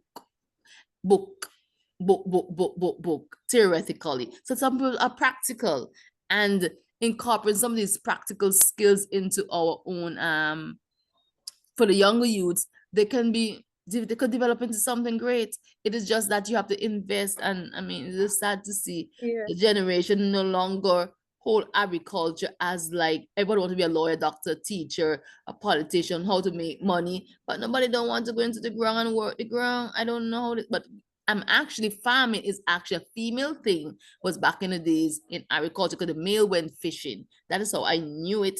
But again, that's how life is. And thank you so much for sharing that. And I think that it also encourages me to share that while I have aspirations one day to have my own property where I have all these fruit trees and so on, I very much work for now in the more technical side of things. But my own interest was nurtured by my father, who wanted to do agriculture, and his father, who was an accountant, at the Ministry of Petroleum in Trinidad and Tobago said to him, "No, my son will never do agriculture. I won't pay for you to do that." So it's my dad's crushed dreams that he never got to go into agriculture, that he kept his passion alive and shared it with me in such a way that this is what I work on now. So just to say that I really hear what you say about also encouraging, sharing knowledge with the next generation and making sure that there's this intergenerational exchange, which we heard earlier on that maybe it was with the example of one of our sisters' mothers who was making the jewelry. So we have a really rich heritage. And as I always remind us, intellectual property was not necessarily for us. We have it now. We can use it to our advantage. And these are very important tools that can support our business endeavors and bring economic returns amongst other types of protections. So I see Teresa. I think that's the final question we Hi. have. Yes, hi. Yeah, sometimes when you're tired, your mind don't think. And I'm listening and I'm like, but just now, I'm not just into the agriculture side of it. I'm also into the hair products. Because I had to, I think 3 months ago or 4 months ago, I had to register a small business, go and register a small business. And but the business started in the States with my daughter. She registered it in the States. She started there, and I had to do it here so that as you say, branding and trademark, so that nobody cannot take that trademark, So I had to go and do it. They had to go through the system to see if anybody had it already and stuff like that. And I'm like, but that's what she's saying. Then my mind I had not even think of that, and that's so true to brand it. But so now I'm saying into the agriculture part of it, she needs rosemary, she needs hibiscus, and I have all that in my yard. So now I'm looking, I'm saying, okay, you know what? I'm going to put the hibiscus to dry, and when they dry, grind them, and so I can package them and send it back to her to the States so the product come back to St. Lucia to do whatever. And I'm like, wow, it's trademark and it's all what you're saying there. And I'm so glad, and I'm so, like I'm saying, I'm blessed to be on this program. So I've learned so much, and thank you for the information that you give us tonight. Thank you. It's a pleasure. It is a real pleasure. I've also tried to respond to all the questions in the chat as well. Teresa, your hand is still up. Do you have anything else? Okay. You mentioned you had to register a business. Now, one of the things that I've noticed, and especially since coming back to the region, it's 5 years now I'm based in Jamaica, is that we may be quick to register businesses, but we're not as quick to register trademarks. And wherein a business is operative for several years and then thereafter wants to register a trademark, it may come in conflict with another pre-existing trademark, and then you will never be able to register that trademark. In other jurisdictions, and especially in the West, when a business is registered, the intellectual property is registered at the same time.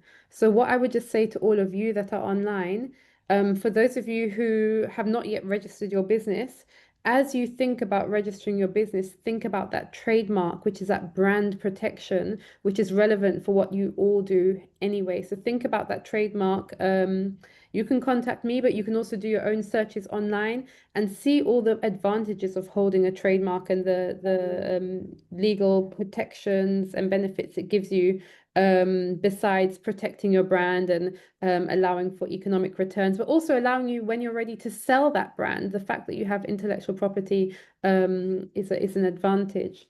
So if there are no more questions, it's 7:30 and it's been a real pleasure to be here with you all tonight. And I know that my students are all would be very happy to be here as well. And we have half an hour more of class where we're going to go off and continue our discussion. So I will say good night to you all. And I hope that when I visit your countries, I will reach out to Helen's Daughters, and I hope I get the chance to meet you all in person. Take care. Have a lovely evening. Kiana, anything from your side? Nothing. Just thank you so much for being here. Thank you for being open, and I know that the ladies enjoyed it. So thank you so much. Thank you so much. And have a wonderful evening to you and the ladies. I see we still have 104 people on, which Yes, is amazing. fantastic. Yes. So thank you, ladies. Good night. Have a good night's rest and a great weekend. Thank you all. Have a lovely evening. Okay, bye-bye.